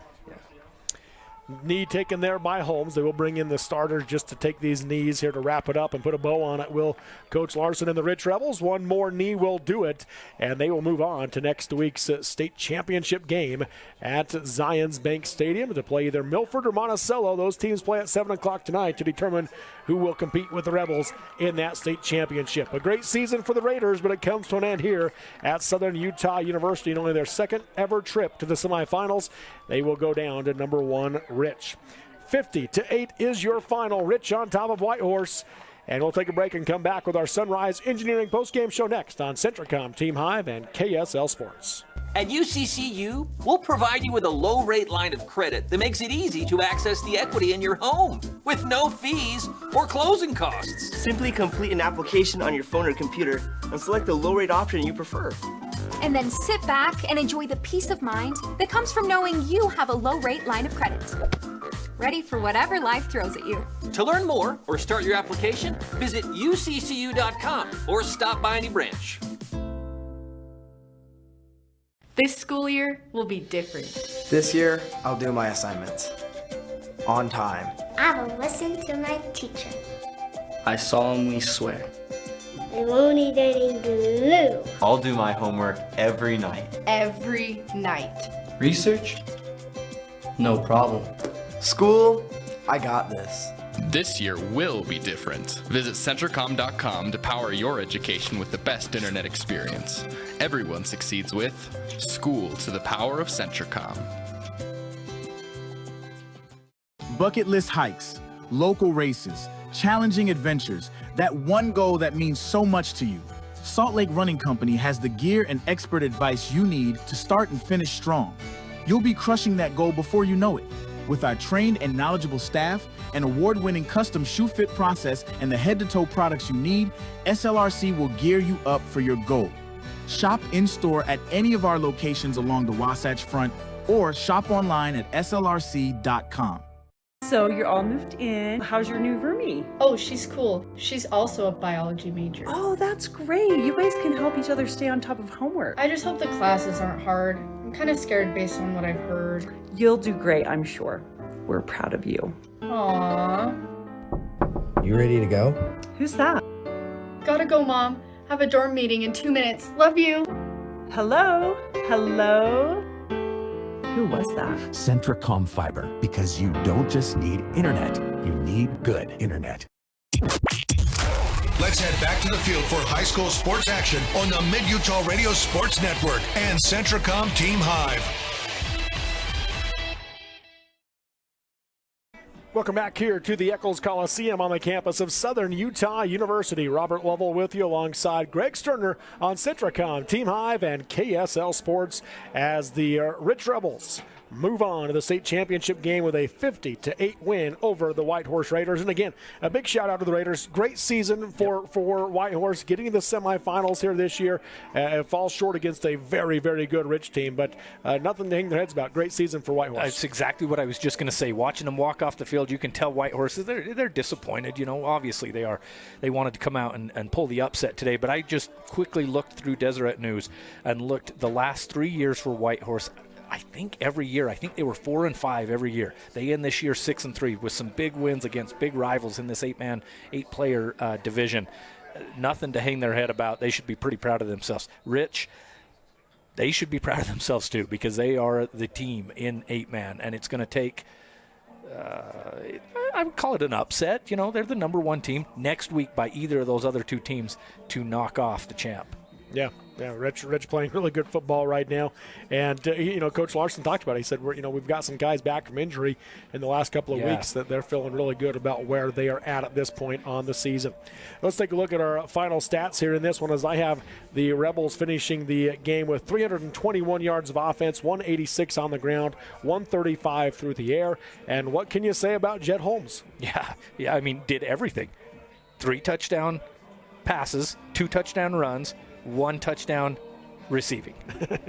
that's a stat line that that's Taysom Hill. I mean, who is that? I mean, right. Who does that? So, yeah, definitely the MVP for this Rich Rebel team. Yeah, you look at his numbers. He ends up with 2 carries for 85 yards. Both those carries go for touchdowns. Wow. And then passing-wise, he goes 5 for 9 for 84 yards, 3 passing touchdowns. And then he had 2 catches for 51 yards and a touchdown for the Rebels. Talked about his efficiency in the pregame. We talked about how often he completes a pass that goes for a touchdown. It's about 1 in every 3 of his completions this season. And, I mean, 3 for 9. There you go. Yeah, you nailed it. He stuck with that, yeah. Wilkes Weston running the ball, 7 carries for 73 yards, and then he was the other quarterback. He went 2 for 2 passing for 51 yards and threw the touchdown to Jet Holmes. Again, appreciate Brad James getting some of these stats here to us as well. As always, appreciate him being here at these state tournaments. And then taking a look at the other runners, Carter Grohl, just the 1 carry for 1 yard for the Rebels. Valen Cornea, the backup quarterback, 4 carries for 12 yards. Braden Stokes had 1 carry for 3 yards, and Wyatt O'Malley, 2 carries for 13 yards and a touchdown for the Rebels. Receiving-wise for Rich, Carter Grohl had 4 catches for 75 yards and 2 scores. Dylan Fonsbeck, 1 for 9. It was a touchdown. And then we already talked about Jet Holmes with his 2 catches for 51 yards. And then Cornea, both Valen and Brady Cornea, each threw a couple of passes. Well, Valen threw 2, 0 for 2 passing, and Brady Cornea did throw the 1. He went 0 for 1 passing. So 4 different quarterbacks threw the ball today for Rich. There you go. That doesn't happen very often either. Yeah, getting the young guys out there, some time in the playoffs. You love to see it. Taking a look at the Whitehorse side, they finished the game with 213 yards of offense, 113 rushing, 100 passing yards in the game for the Raiders. Lance Sinigini, 14 carries for 58 yards and a touchdown. Hunter Sinigini, 3 carries for 7 yards. Tristan Black goes 15 carries for 48 yards. Tyrell Black, 1 for 0. And it was Ham. Let me make sure I've got the right one. Aiden Ham, 1 carry for 0 yards, and Caden Lansing, 1 carry for 0 yards as well for the Raiders. Then Tristan Black goes 9 for 17 passing for 100 yards. He did throw 1 interception. Tyrell Black was 0 for 1 passing for the Raiders.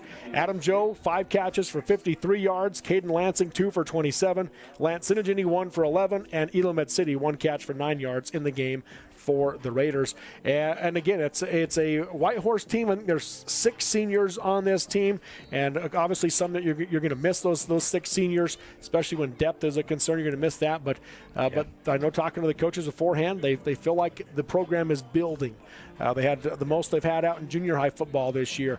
They feel real confident with the players they have coming back next year, and so they're trying to build and get to where they're consistently a team that's threatening to get into the semifinals and even compete for state championships. Yeah, I was impressed with Tristan Black. So impressed with that kid. You mentioned he's a basketball player. Excited to see him play at the 1A level this year as well. He's an athlete out there, and he did everything he could today, along with those Sinigini boys. And you mentioned number 85, Adam Joe, had a great game as well. So, yeah, good job by both teams. Just Rich is a dominant team at the 1A or the 8-man level. Yes, they are, and they move on to the state championship game next week, and that'll be at 1 o'clock next Saturday afternoon at Zions Bank Stadium in Harriman, and they will play either Milford or Monticello. Those 2 teams play at 7 o'clock tonight here at the Eccles Coliseum. We've got Manti and Morgan coming up next, but as we wrap up our coverage of this game, any final thoughts, Greg? Yeah, Jet Holmes. Jet Holmes, what else can he do? Like I say, if I'm Coach Larson, do you put the kid back to return punts and return kicks as well? Because he does everything else. Just a great player, and great win for Rich. Excited to see them play next week in that final. That should be a fun one next week in Harriman. So that's going to do it for us. 50-8 is your final. Again, a big thanks to Barrett Hilton, Adam Coombs. I think we're the 2 running the controls here inside the booth here today. And we've had a lot of great guys on camera. Jordan and Claire Hilton, along with Alex Doss, Kyler Jensen, all on camera. I don't think I'm missing anybody, but Bentley. Maybe Bentley on camera as well. So I am missing somebody. Greg's got me covered. And again, Tanner Wilkinson will take my spot for this next game. Greg Turner will join in from Manti Morgan. Your final in this one, 50-8. Rich over Whitehorse. Thanks for listening and watching on Centricom Team Hive and KSL Sports. Rise and hot! You've You've been listening to exciting high school football action on South Central Utah sports leaders, Centracom Team Hive, and the Mid-Utah Radio Sports Network. This sports broadcast has been brought to you by sports-minded sponsors throughout South Central Utah. Join us next time for more exciting high school football action on the Mid-Utah Radio Sports Network and Centracom Team Hive.